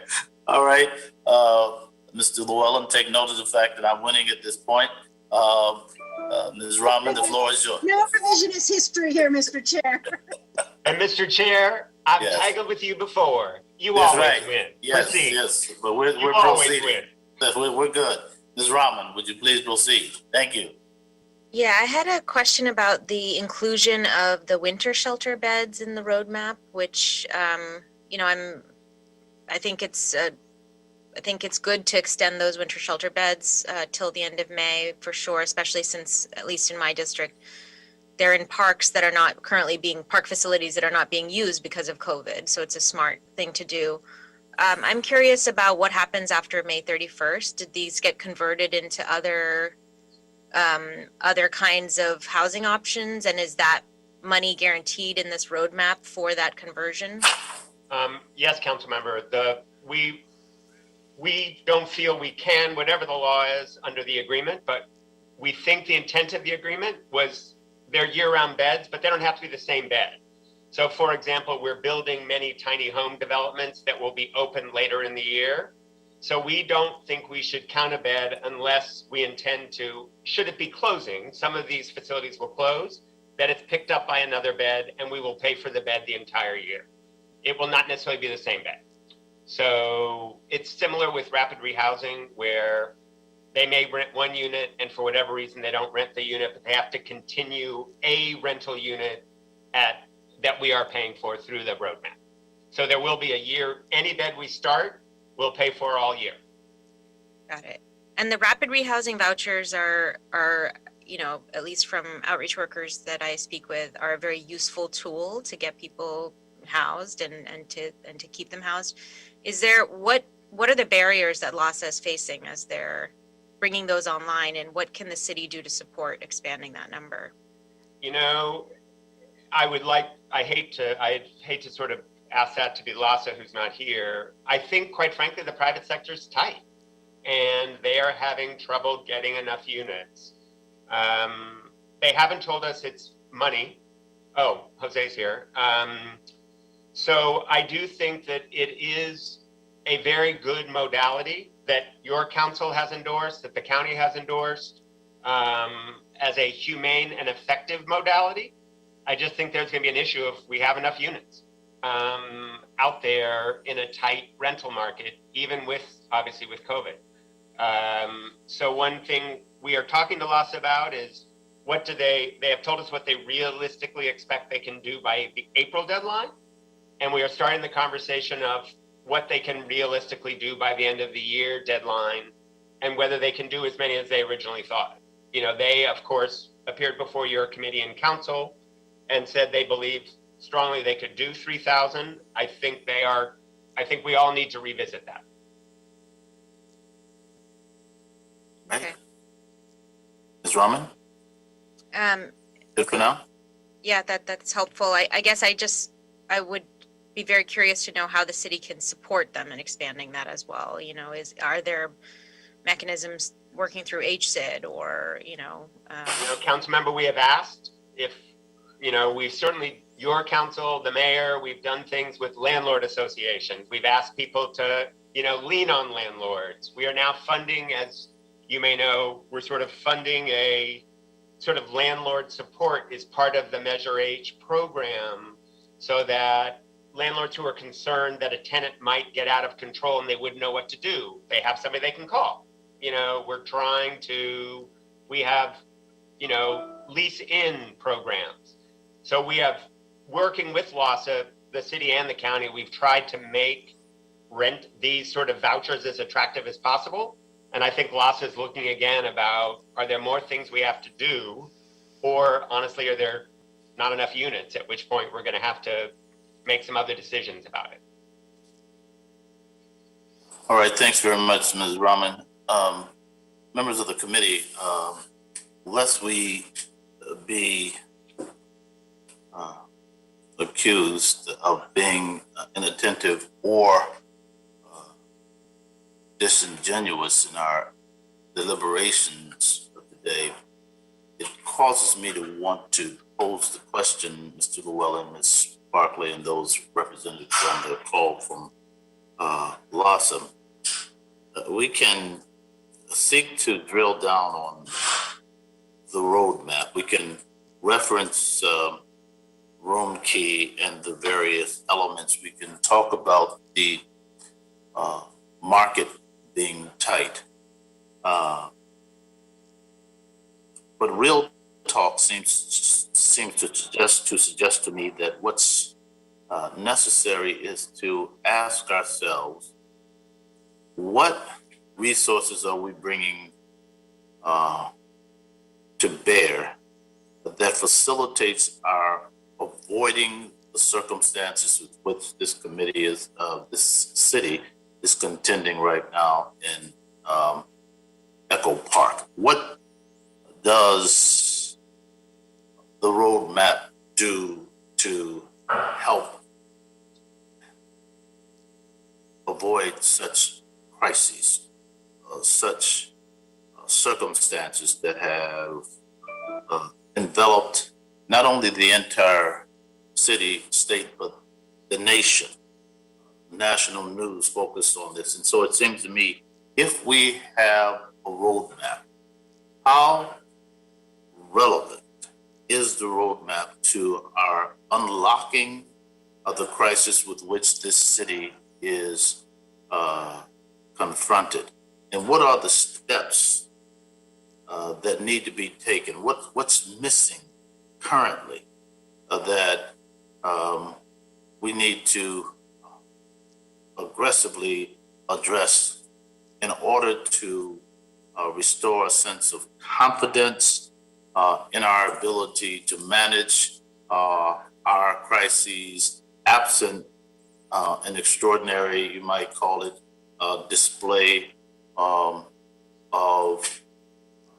force, presence of such, is not the ethos of the roadmap to be tied to something that gets closer to the notion of a right to housing, that deals with prevention, that deals with interim housing, that deals with the issue of ultimately permanent housing, and then street engagement along the way? What relevance can be brought to bear in the context of our current deliberations and our current project delivery systems that get us to a place of better confidence? What's missing in this roadmap, Mr. Llewellyn, Ms. Barkley, that we need to come to grips with? I'm just asking about real talk. So, council member, I would say the roadmap, honestly, and Yes. is not designed to be an answer to our unsheltered homeless population. It was a very significant, going back to Councilwoman Rodriguez's sort of down payment. We have we are building beds faster than we ever have in our history. But it's not good enough. It's not good enough because of the inflow, as you always point out, Mr. Chair. We're housing fewer than we're adding each day. And these are a combination of interim beds and long-term beds. Buying the hotels and renovating them are long-term permanent beds. Quite frankly, we just need more. And I don't think the failures of us, our office, you, the city, the county, to solve homelessness doesn't mean that the roadmap towards this sort of burst of energy isn't a valuable, valid, moral, righteous roadmap, but it's only a down payment. I mean, honestly, we've never done this many beds this short of period of time. We've never created so many PSH units as Ann is busy creating in this short a period of time, and it's not enough. We need to do more. And I do worry that because this was always designed to be a down payment and not an answer, that people heard it as an answer. And so they're frustrated with all of us, especially if we have to go back to our residents and say, we'd like you to pony up again. Yeah. And I do think that's true. And I hope people will try to listen. Both the permanent housing and the interim housing were both down payments. They were not complete solutions. And I hope people will evaluate, and we can help them evaluate, have you actually committed and kept your promises on round one so that we trust you, we'll give you some more money for round two. That's got to be federal, it's got to be state, but it's probably going to be our own money too. And we may have to go back to our residents. And so I share your goals, I share your concern, and I don't know how we can, and I think doing a good job on the roadmap, doing a good job in the HHH program, which Ann will be talking about, are the minimum we have to do, and then we need to figure out how to do more. Appreciate the candor of your remarks, Mr. Llewellyn. I want to say the following in response to that. First, the roadmap was intended to be responsive to a court order, correct? Yes, sir. And the design was never intended to be exhaustive.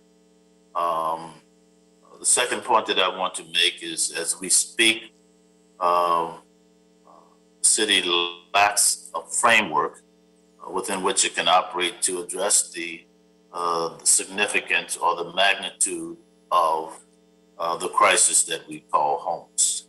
And I think we have to be honest about that. The council is currently engaged in how we might figure that out. There are proposals coming before us from members of this very committee that we need to further vet. And I think the final point that I would wish to make, members of the committee, is that the absence of a more effectively articulated and coordinated collaboration between the city of Los Angeles and the county of Los Angeles will do no more than to prevent us from reaching the goal of more effectively addressing the homeless crisis in the city of Los Angeles and by extension the county of Los Angeles. Three things: we lack a framework, and we lack strategic collaboration between the two entities that are ultimately responsible for dealing with this. And obviously, in connection with those 2 points, we lack adequate resources to deal with this: federal, state, and local resources. I believe unless we have full-on, a straight-ahead, open conversation about these three things and more, we will never be as successful as we are obliged to be in addressing the defining civic issue, the moral crisis of our time in the city of Los Angeles. And so I think we need to roll up our sleeves in a very, very different manner and determine how it is we will get far more serious about confronting this crisis than we have been to date. I wish not to impugn anyone's motives. I just simply wish to say that that which has been accomplished to date has not been adequate, and we deserve it to the people of this city and to ourselves to do more and to do it more effectively. In addition to remarks from members of the committee before we dispose of item number 3, which is to address the roadmap.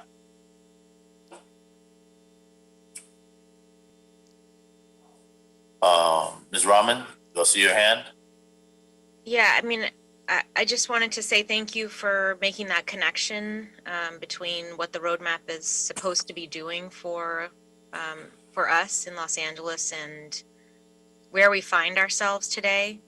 I think even if we fulfilled every bed in the roadmap, we still have an enormous gap between what we need and what we will have.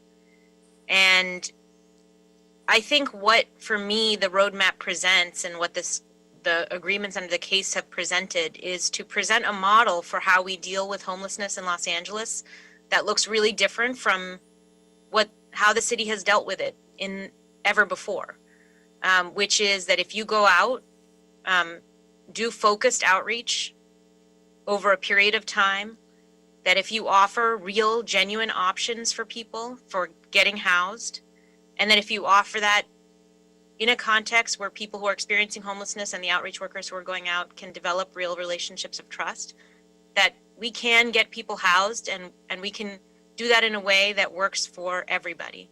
And we saw that happen in your district, Councilmember Rodriguez.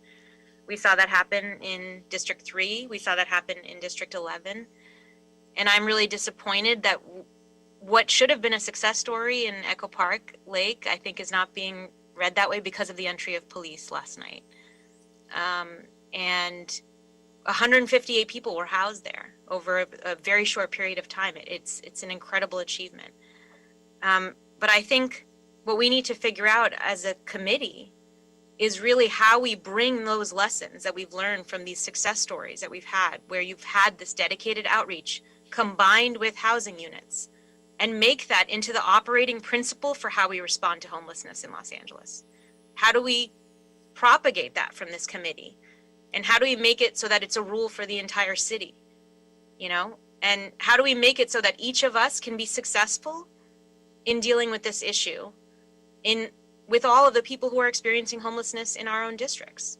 And if that means more resources, if that means more rules, if that means an agreement that binds us all, like whatever it is that we need to make that model a success, we can do it. And I know, I think this committee, I look forward to working with you, Mr. Chair, to do that, and to all the other members in this committee, because I think there is no greater obligation for us at this moment than to do that.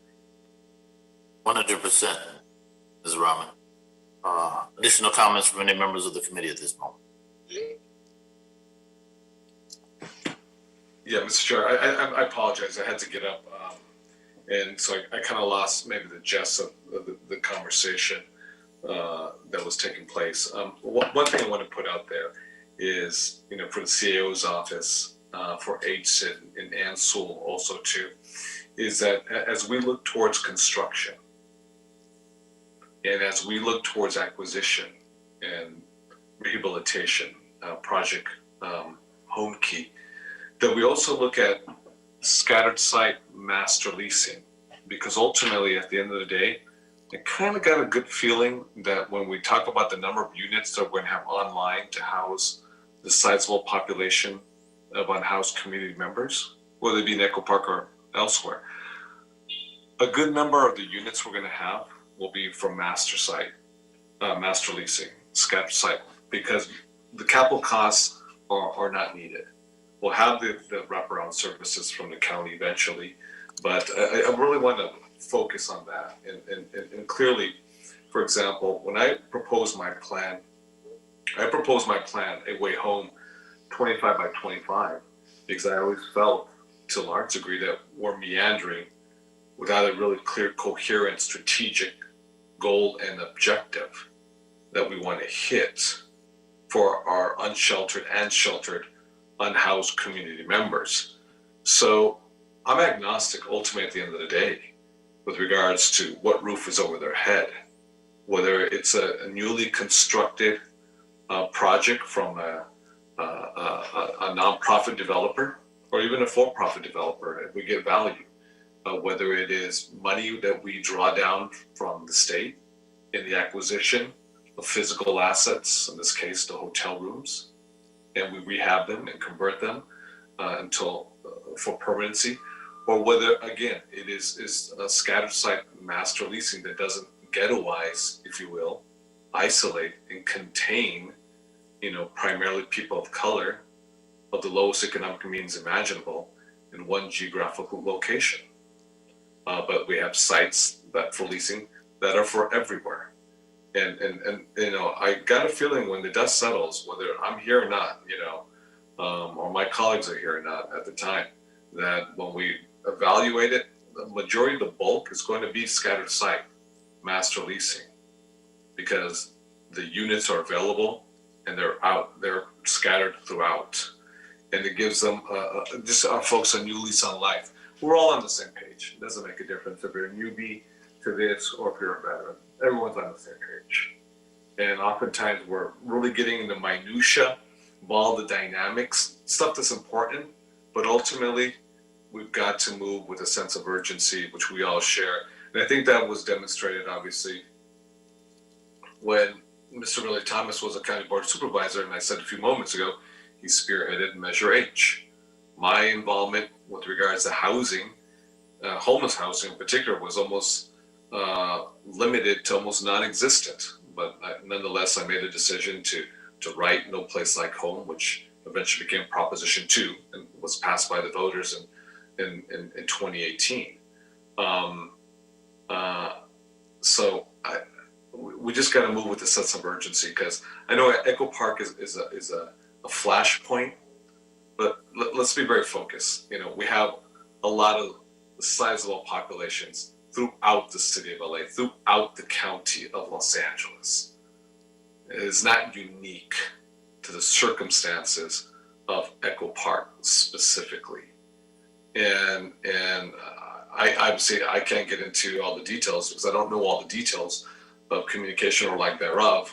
But in order for these flashpoints to be minimized, I think it's incumbent on us as policymakers to move forward and also step up the heat, on the CAO's office, on HCID, on everybody else, on LA Fire Department, LAFD, planning, building and safety, start talking to each other, innovative and creative, busting down silos and walls so we can just create a much more efficient system so we can flow those dollars quickly and get the achievable results that we all collectively want, as a body, as Angelenos. And I don't speak as a former leader of the Senate or senator or city council member.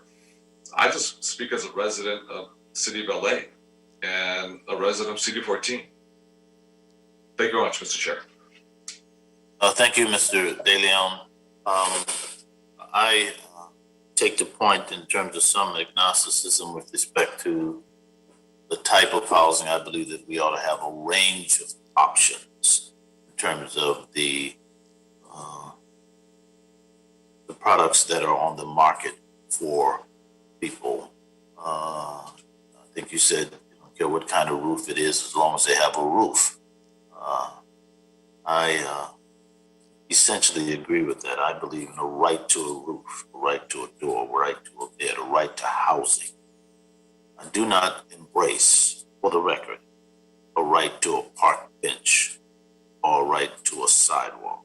I think we can and must do better than that. Lacking a framework as such seems to me to suggest that we have work to do. I wish to thank the CAO, the entire team, Mr. Llewellyn, that functions at the right hand of the mayor, for his presentation. We look forward to inviting you back for another exchange, truthful and candid, because this is what we're obliged to do.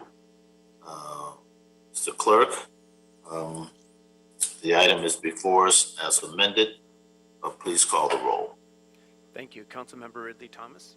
Aye. Councilmember De Leon. Aye. Councilmember Buscaino. And I believe Councilmember Buscaino is currently not attending this meeting. Councilmember Rodriguez. Councilmember Rodriguez. Thank you. And Councilmember Rahman. Yes. And that's 4 ayes, and this item passes as amended.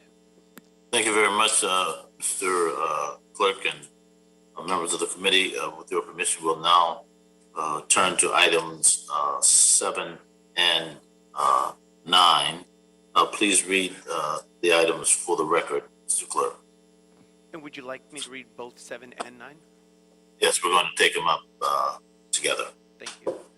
Item number 7 is a proposition HHH Administrative Oversight Committee report relative to the City Administrative Officer and Los Angeles Housing and Community Investment Department joint quarterly report for the proposition HHH fiscal years 2017-18 and 2018-19 bond issuances and fiscal year 2019-20 project expenditure plan.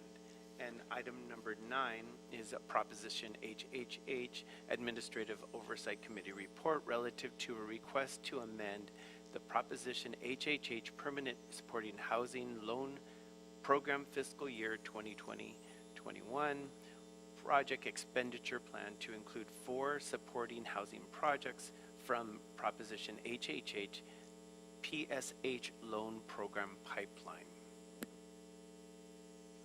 Thanks very much, Mr. Espinosa. As you know,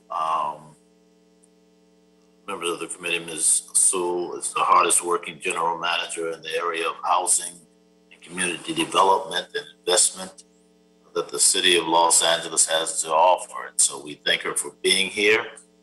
She is also providing leadership in terms of the report back for the right to housing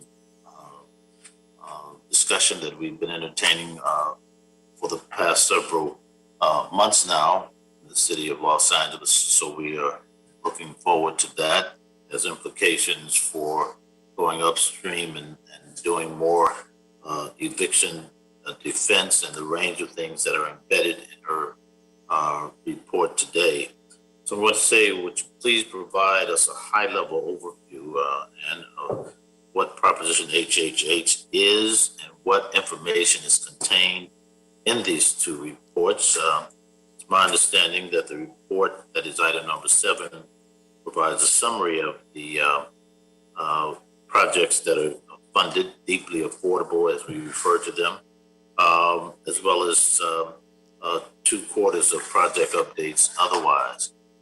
And the question I think that we need to ask ourselves is, what is the takeaway from these reports for this committee and its members and the public that's monitoring this conversation? What is it that we need to leave with this? Tell us from your point of view what HHH has accomplished and what it hasn't. And finally, I'd ask, how does the city county collaboration play out in these HHH projects? The floor is yours, Ms. Sewell. Thank you, and good afternoon, council members. Appreciate being the hardest working general manager on housing. I'm the only general manager on housing. That would be the point. I take no big-headedness from that comment.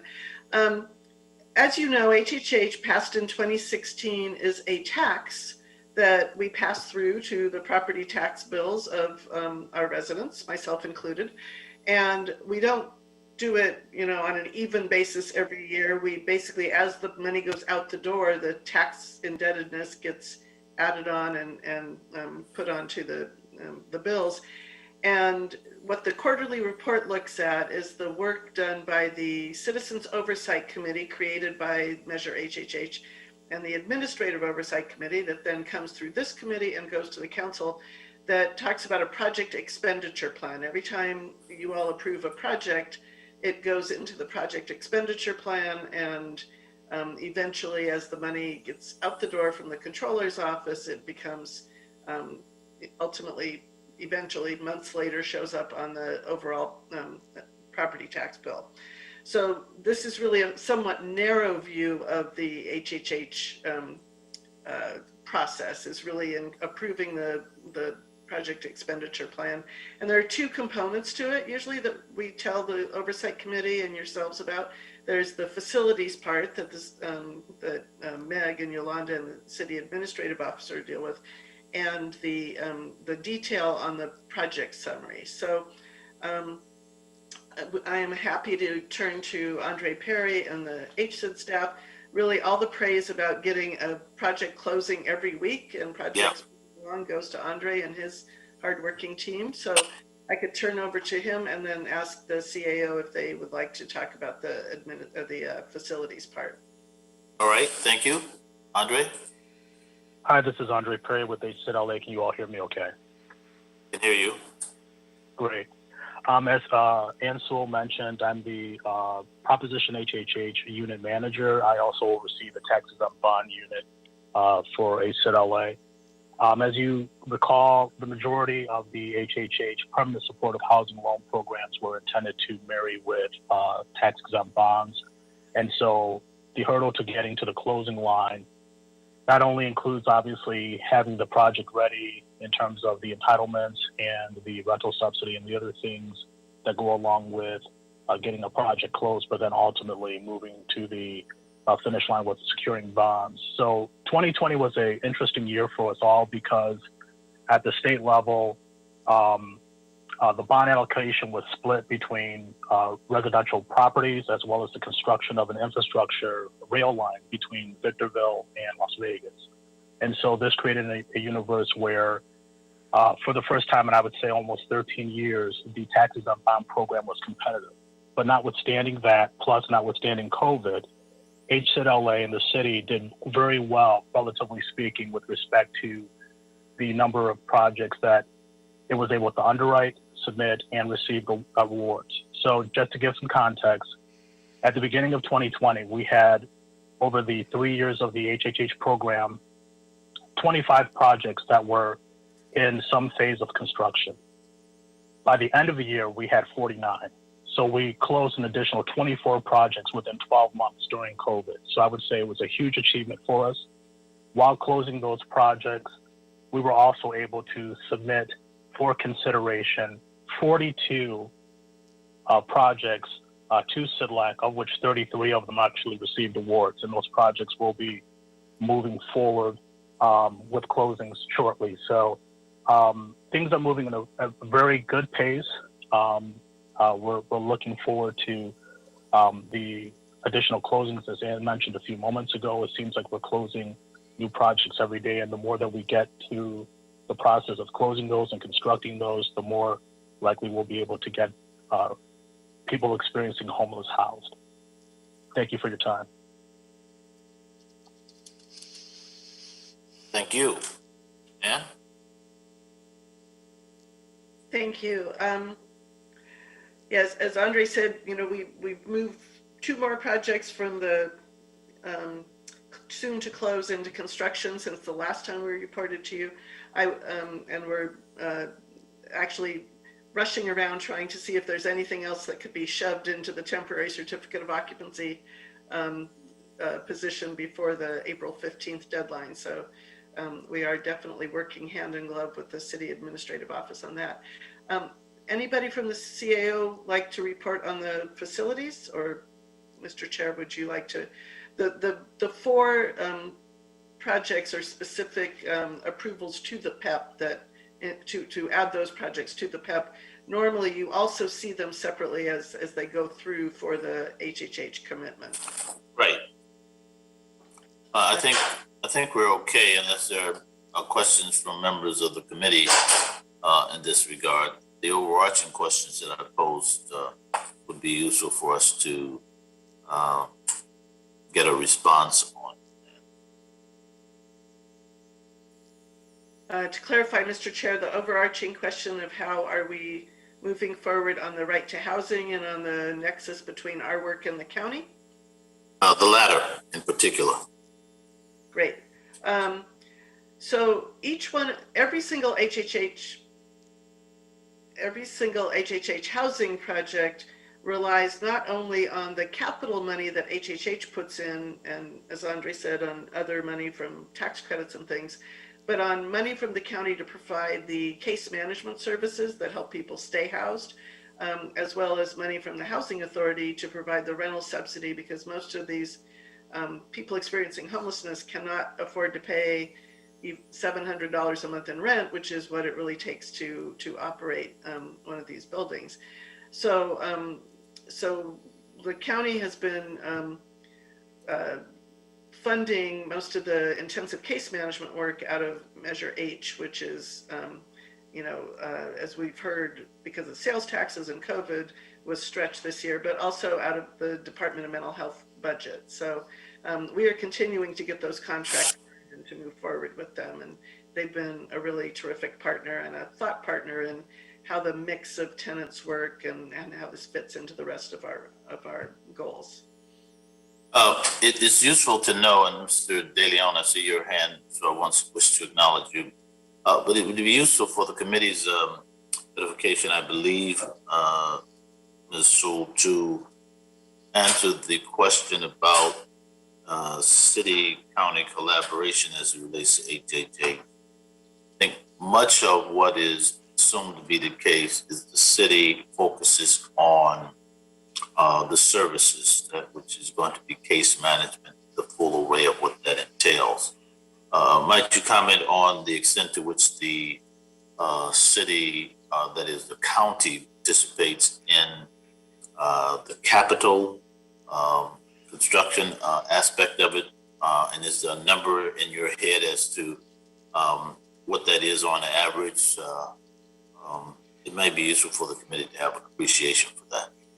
Definitely. As we've talked about before, HHH is putting in roughly $135,000 a unit.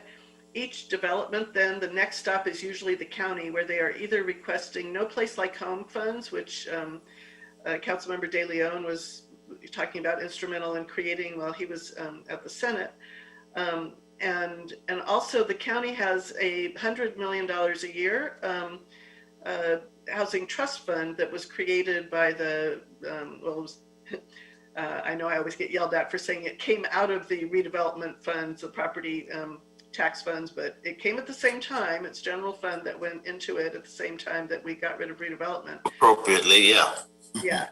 So, so I won't call it the boomerang money, but it was the money that came out of. I will. I take credit for that, along with Sheila Fuels. Yes.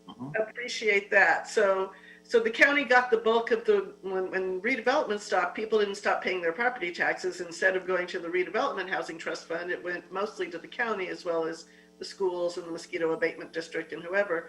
So, now it's there, and developers are also going to that fund. So we are getting probably an equal amount. We're getting 135 from HHH and another 120 from No Place Like Home and the county's money. Members of the committee, I think it's important to be cognizant of those details, project by project, to the extent that we can, because I will assert ad nauseum, perhaps, city-county collaboration is key to working on the issue of homelessness in the city of Los Angeles. Can't get around it if we want to be successful. We need to figure it out. Mr. De Leon, the floor is yours.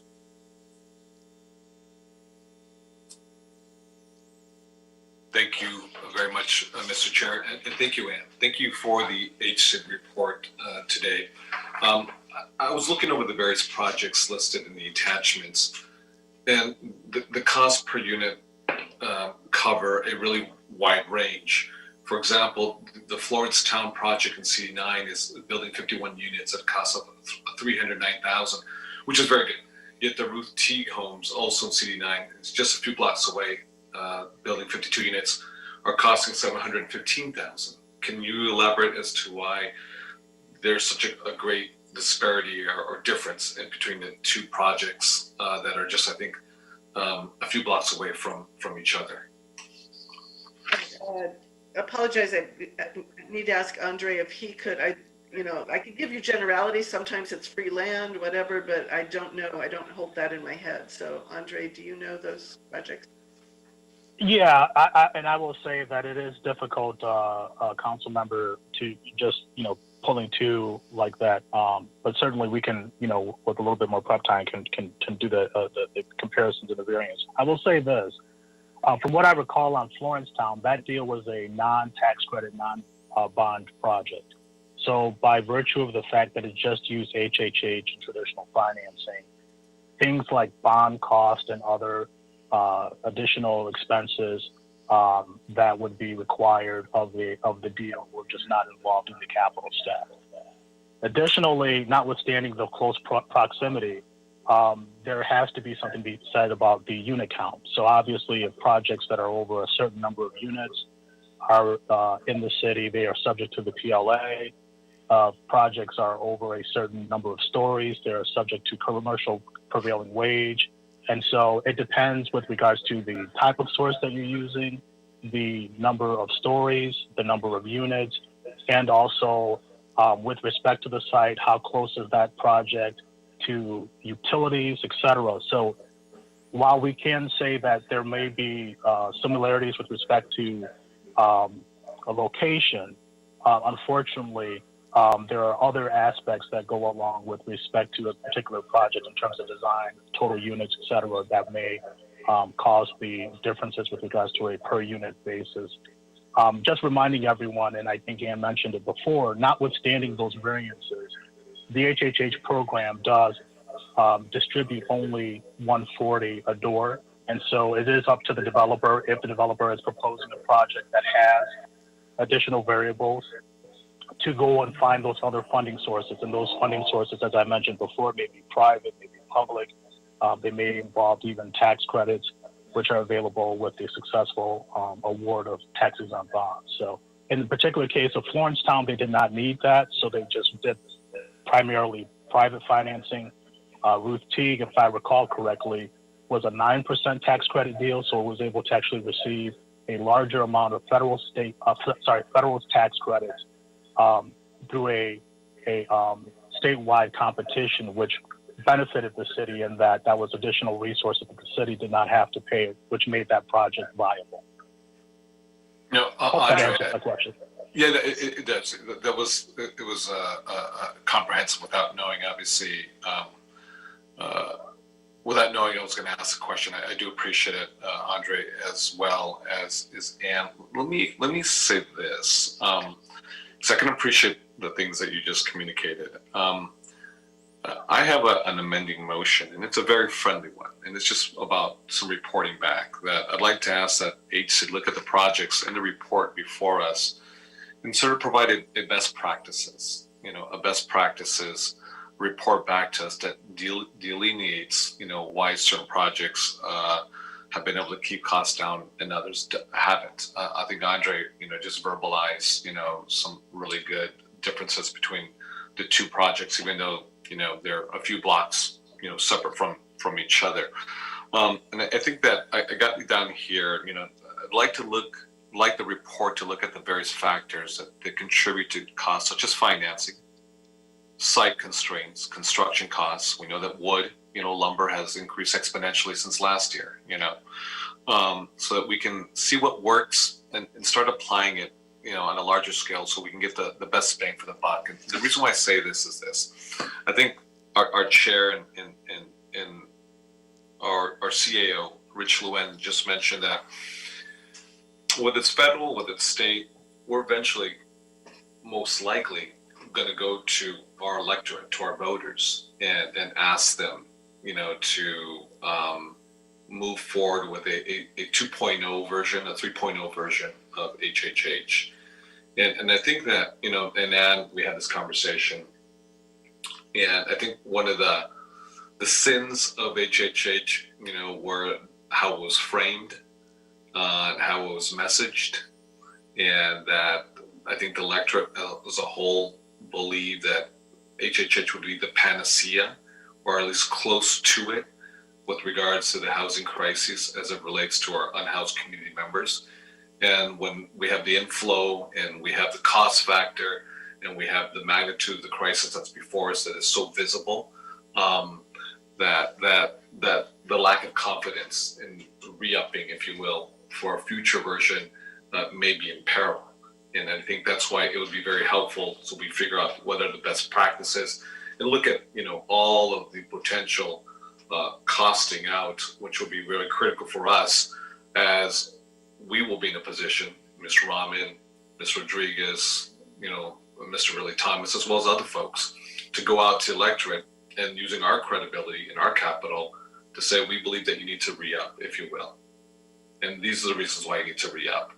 If we're going to be successful in the future of getting more resources to build the housing or do the acquisition of current fiscal assets. So, through the chair, Mr. Chair, it's a reporting, friendly amendment, motion. So I'd like to offer that, which I think is really key, because I think we're all on the same page. Whether it's HHH, whether it's No Place Like Home, whether it's TCAC, this misaligned, stacking, blended financing system that we have that is so antiquated, that doesn't move with quickness, with urgency, with the flexibility that's needed to provide the capital necessary for the housing. Ultimately, at the end of the day, HHH really is just seed money. It's seed money to catalyze other dollars, but it was never really framed that way. Ms. Chavez, I'm not on mute right now. We can hear you. Thank you. So if we can get that, that'd be great. And through the chair. Thanks very much, Mr. De Leon. We'll accept that as a friendly amendment, further clarifies and elucidates. All right. Any more questions or comments on items 7 and 9? Mr. De Leon, I assume you're Council member. Yes, sir. If I may just share 2 comments in response. Your name, your rank, and your serial number, sir. Hi, I work under our general manager, Ann Sewell. My name is Daniel Quinn. I'm the assistant general manager. So thank you, Andre, on my team, in sharing a little bit more response. I wanted to do 2 things. I wanted to share the delta or the cost difference between the 2 projects that Councilmember De Leon had cited. Florence Morehouse is a rehab, which is why it's less expensive in comparison to the Roof Teague Homes site. So I just wanted to bring clarity or help to address that answer. I think Andre was sharing a little bit more about during his time of giving a general sense of why projects cost the way they do. I was able to look that up. So I wanted to help give a quick response to that. And then secondly, I thank you for your leadership. We've been working with your staff in regards to the motion to help finalize the transmittals to make sure that they are sensitive to costs as it relates to materials and building typology and such. So I wanted to just commend your staff, and we've already initiated those conversations earlier this week, and we'll continue moving in that direction. Thank you. Thank you. Thank you, Dan, through the chair. Thank you very much, Daniel, for your comments. And I just want to plant the seed, because I think, and thank you for the juxtaposition with regard to the cost figures and the 2 different types of projects, because this will allow the policymakers to sort of kind of define and decide the outcomes that we expect So I think this is why it's important to sort of break down the cost so we know this, because ultimately it's developers, who dictate the cost, irrespective if our contribution is averaging 135 or 140. We may want to work with the county and other folks to the chair's point, which is absolutely accurate. If we're going to be successful, we need to collaborate, cooperate, hand in glove with the county. That doesn't happen, then a bad situation is going to get worse. So we need to sort of control those costs and those outcomes. I hate to say it this way, but it's like, given the limited amount of money, you get two colors, you get two choices, you get beige and you get beige. Which color do you want? You choose. If you want architectural designs that are Frank Gehry designs, then you're going to have to pay for Frank Gehry type of architectural design. But it can be taxpayer dollars. It can be taxpayer dollars. And that's why I think this type of reporting will be important, because it helps inform us. It helps inform us. If we have the data points, we have the facts before us. It helps the chair. It helps us as committee members. It helps the mayor. It helps everyone together, staff members, make the decisions that will be the most fiscally prudent ones to provide the value for the volume of the magnitude of the crisis that we have. Thank you, Mr. Chair. Thank you, Mr. De Leon. Members of the committee, it's now 12:30, and we have heard the last item to come before us on this, that is items 7 and 9. The amendment attaches to item 7, Mr. De Leon, or 9?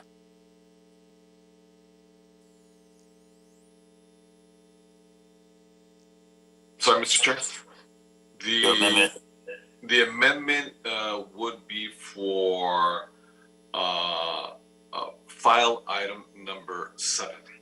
All right, thank you. So it's before us as amendment item 7 and 9 as presented. Ms. Sewell, any closing remarks? Seeing none at this point in time, Mr. Clerk, would you please call the roll on those items? Thank you, Mr. Chair. Councilmember Ridley Thomas.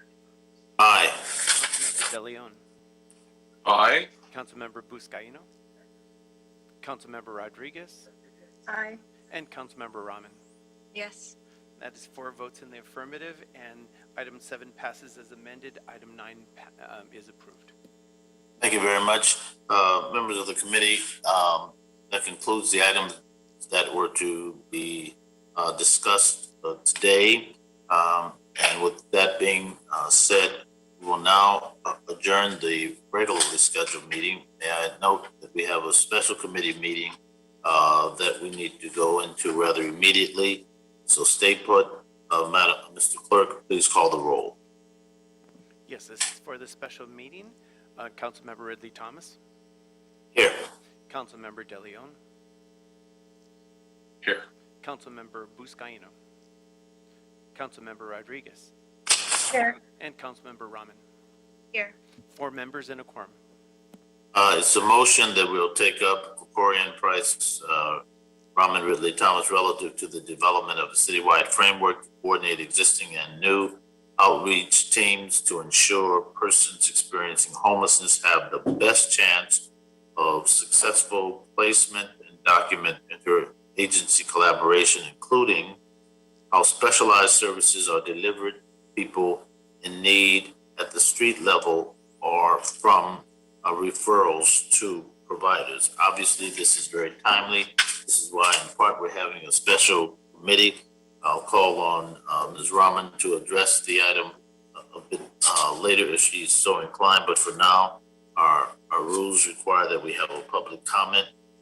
So let's now proceed. We have a representative from the City Attorney's Office to provide guidance according to our regulations. Ms. O'Neill. Thank you, Mr. Chair. To the members of the public calling in, when it is your turn to speak, please state your name and which of the agenda items you would like to speak on. You will have 1 minute to speak on the one agenda item for this special meeting, or 2 minutes to speak on additional items. In addition, those who would like to address the committee with general public comment will be provided 1 additional minute for a maximum of up to 3 minutes per person for the agenda items, including general public comment. We will inform you when your time is up. When speaking on the agenda item, you must be on topic. Our goal is to get through as many speakers as we can. If you are not speaking on topic, or if we cannot tell whether you are Only for me. on an agenda item, you will get 1 brief warning from the city attorney or the chair. If you do not immediately get clearly back on topic, or if you stray off topic, you will forfeit the rest of your time and we will move on to the next speaker. Please press star 9 to request to speak. As soon as you hear someone address you on the phone, please press star 6 and state your name and state which agenda items you would like to speak on. And again, there's only 1 agenda item on this special meeting. Thank you. Thank you. Mr. Espinosa, your comments at this point in time. Thank you. And just for clarification, is it true that general public comment is not required in a special meeting, but is at the discretion of the chair? This is a question to the city attorney. All right. The clerk poses a question to the city attorney. The city attorney did indicate what her view of the matter was. Ms. O'Neill, what are you thinking? I'd have to look. I think we do take a reasonable amount of time of general public comment because this is a special meeting, and then a reasonable amount of time of comment on the agenda items, but you have already had 40 minutes worth of other public comment, so it's up to the chair at his discretion to limit it to a reasonable amount of period of time. Thank you very much. Guess what that will be. Let's proceed at this point, members of the committee. Yeah, we're ready to take public comment. Mr. Espinosa, the floor is yours. Thank you. Members of the public who would like to offer public comment on the item listed on the special agenda should call 1-669-254-5252 and use meeting ID number 160-431-9380 and then press pound. Press pound again when prompted for a participant ID. Once admitted into the meeting, press star 9 to speak.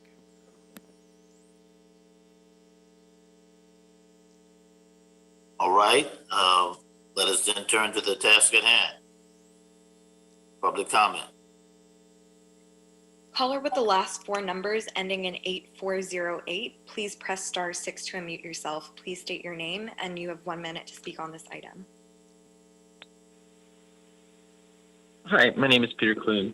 So let's talk about your citywide framework to coordinate existing and new outreach teams to ensure persons experiencing homelessness have the best chance of successful housing placement. Maybe you thought the earlier agenda items didn't allow you to talk clearly and directly about what's happening at Echo Park, so you danced around it, but this one clearly does. In building a citywide framework, you all must make explicit that the tactics, deceit, violence, the construction of an open-air prison camp are unacceptable anywhere in our city. This is an opportunity to unequivocally denounce the tools and framework that Mitch O'Farrell has chosen and make sure they are not just excluded from policy, but prohibited and specifically denounced. I'm listening, the city is listening, and I expect to hear each of you clearly denounce Mitch O'Farrell right here, right now. All you have to do is say, what Mitch did was wrong, I will oppose it, and I will take action to oppose it, plain and simple. Because your silence is your approval, and it will lead to repeated use of these tactics and more violence across our city. Take a stand. Thank you. Thank you for your call. Next caller, please.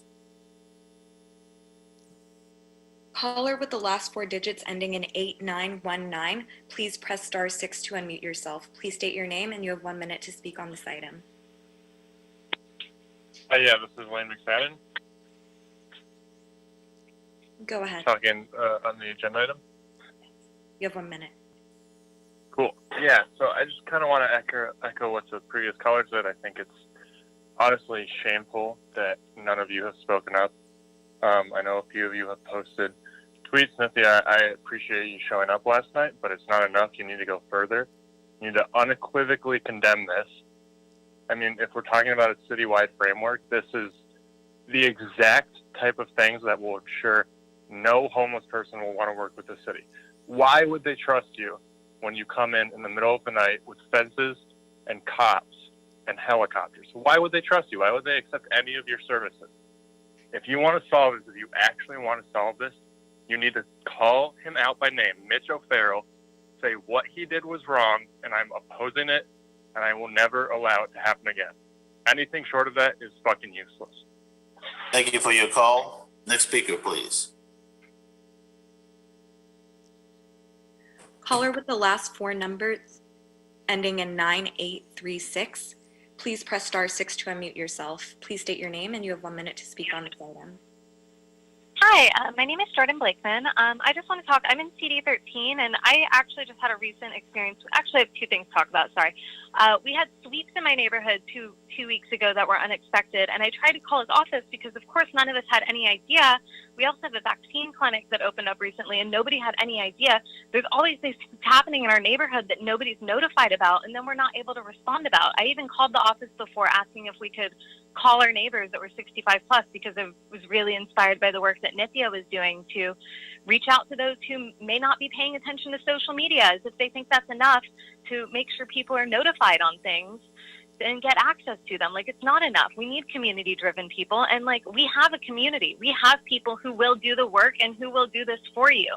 Like, if you just, like, the excuse that they did the sweep and they're like, oh, we put up one sign and one person went by once, that wasn't good enough.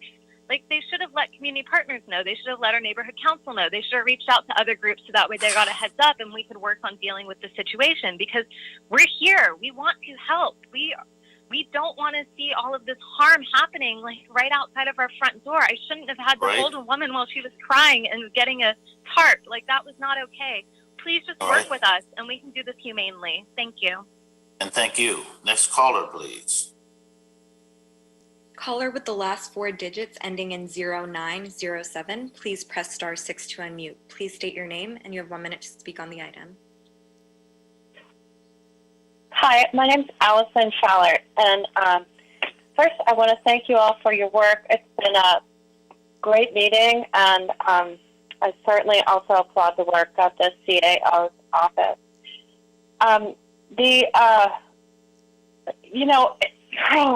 Geez Louise. Speaking on the topic, right? This week I was in a meeting with a group of us in Hollywood are trying to find ways to work together. And one of the things that I think that you need to identify and continue with this motion is how gerrymandered the districts are for service providers, so that if a homeless person or an unhoused person crosses over into another service provider's area, then that service provider, for example, like PAP, all of a sudden isn't responsible for that person, and another service provider is. And so we have to reframe the way that the service provider is following a person. Our suggestion would absolutely be that one person, for example, right, Bob, and then in conclusion, let the experts do the work, not these idiots that are just going crazy on social media. Thanks so much. Appreciate your call. We'll take the next caller, please. Caller with the last four digits ending in 4214, please press *6 to unmute yourself. Please state your name and you have 1 minute to speak on this item. Can you hear me? Yes. Yes. Hi, my name is Steph Hirsch. I'm a resident of CD3, and I'm a member of Bentley Arc Jewish Action SoCal. I'm calling today because this feckless city council debate and the action we're seeing last night in Echo Park demonstrates the governing MO of this city and council is police as policy. Sweeps continue to destroy life-saving medicine, irreplaceable mementos, government IDs. You need to stop wasting our tax dollars and inflict harm on the most vulnerable. But it's hard to know what is more deplorable is the waste of resources that this display so grossly makes evident, or this council and mayor's response of feigned powerlessness. As if this is all some lamentable tragedy. Woe is me, woe is a city that subsidizes hotels with public funds who do nothing to serve the public. Woe is me when we allow 70,000 hotel rooms to remain vacant for the next 5 years. And woe is me when the mayor has refused to commandeer a single room during a pandemic and save lives. Woe is us. a so-called city of angels who would displace and disappear human beings in the middle of the night, respond to community aid and solidarity efforts with riot police armed with batons, and put up fences around the people who resist inside in what a resident and an LA Times reporter has quoted as an open-air concentration camp. You are separating families in real time. These are cages you are building. You are proving gentrification, racism, and policing are one and the same. Take a stand. Stop this now. Thank you for your call. We'll take the next caller.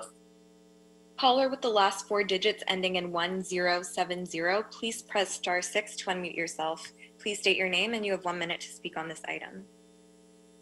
Hi, my name is Lex Ryan, and I'm calling to echo what folks are already saying. I think it's an astronomical waste of our money from the community that we pay for those helicopters, for the police to be armed, to like literally destroy people and separate people from their children. I mean, people are standing outside Echo Park right now and not able to get in, and all of their belongings that they have in the whole world are in there. This is horrible. Forced displacement is a waste of money. It's a waste of resources. And where do you expect any of these people to go? I mean, like literally just think about that. Where are they supposed to go? If you have nowhere to go, you form a community with other houseless folks in a park. They are taking care of each other like family does. And now you're just throwing them out and setting up a fence. This is despicable. Shame on all of you for not doing more.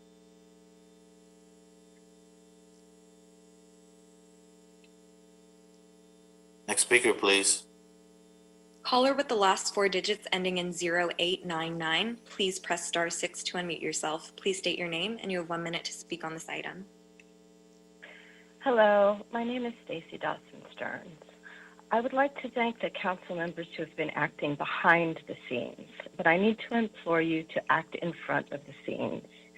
You might think that I sound like I'm exaggerating when I say that Mitch O'Farrell is actually functioning in the same way that the Third Reich functioned. This type of militarization and enacting this mass militarized response to a problem that he refused to engage with.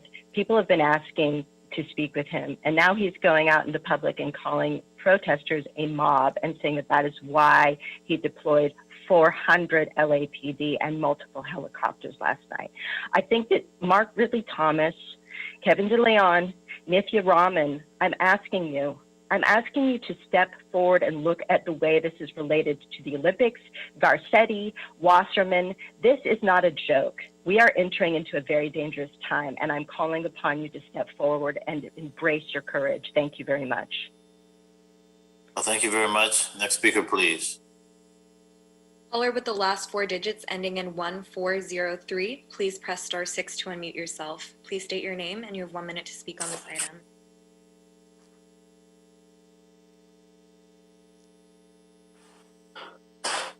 Hello? All items, please, and general comment. We are only taking comment on this item. Okay, very good. So yes, today we offer services. And again, thank you to the LAPD for your excellent actions last night dealing with homeless basement. Handcuffs instead of keys. Then, as Mr. Thomas routinely says, you'll get a haircut and a shave.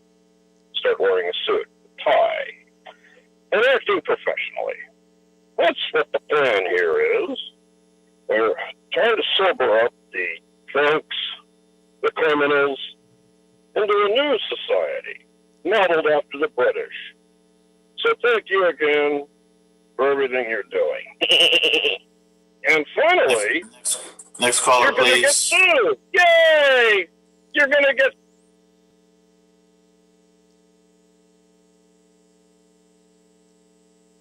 Next caller, please. Caller with the last 4 numbers ending in 1796, please press *6 to unmute yourself. Please state your name and you have 1 minute to speak on this item. You're the last caller. Hi, my name is Rashab, and I want to say that I think it's safe to say that no one who opposes Councilman O'Farrell's heinous actions last night want these unhoused people living in the park. But it's a lie that they've all been offered housing. This is from their own words. And also, if individuals are turning down housing, then maybe we should look into why these folks are not having their needs met. They're human beings, not trash. But clearly, we haven't been able to appeal to this board and the supporters of Councilman O'Farrell. So I'm hoping that we can at least appeal to your moral side, because I believe you can all be good people. And I do not mean this as an insult, but we are all closer to being homeless than being extremely rich. And if that day ever comes where you are unhoused, I would hope that the council will treat you with more respect than Councilman O'Farrell and his supporters have treated these unhoused members of our community. And until a proper plan is in place that can permanently house these folks, which we can easily do by taking a fraction of the absurd LAPD budget, it is immoral to keep pushing these people to another area, and then they will get swept to another, and then to another, causing the homelessness crisis to be worse, or even more, they'll be incarcerated. Also, Thank you, sir. Thank you for your call and your testimony. That concludes the public comment portion. Mr.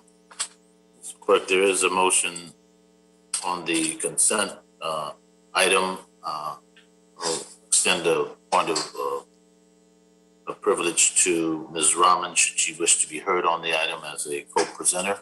Is that your preference, Ms. Rahman?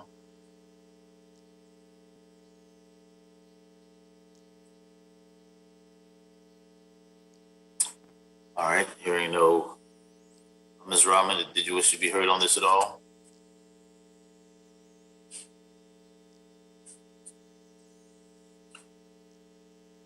All right, then let's take the item up and dispose of it accordingly, Mr. Clerk. I think she froze, Mr. Chair.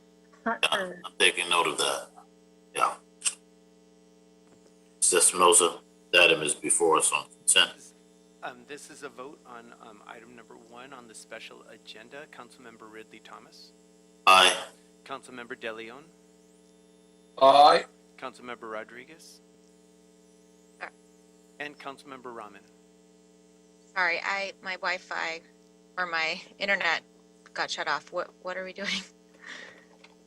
We're taking up the Krikorian Price Rahman Ridley Thomas motion on the citywide framework that needs to be implemented post haste. Okay, sorry about that. And this is for your vote on this item, Councilmember Rahman. Yes, and I can't impress upon this committee and this council how important this is, especially given the events of last evening. Thank you. Thank you. That's 4 votes in the affirmative, and this item passes. Thank you. We took it up as a special because we wanted to move it with some immediacy consistent with the urgency that attaches to it, and the president's office suggested that such be the case. Mr. Clerk, any further items pending before committee at this point? No, Mr. Chair, the desk is clear. Seeing no other business before the committee, members, thank you for your participation. The day is now 12:50, and we are adjourned.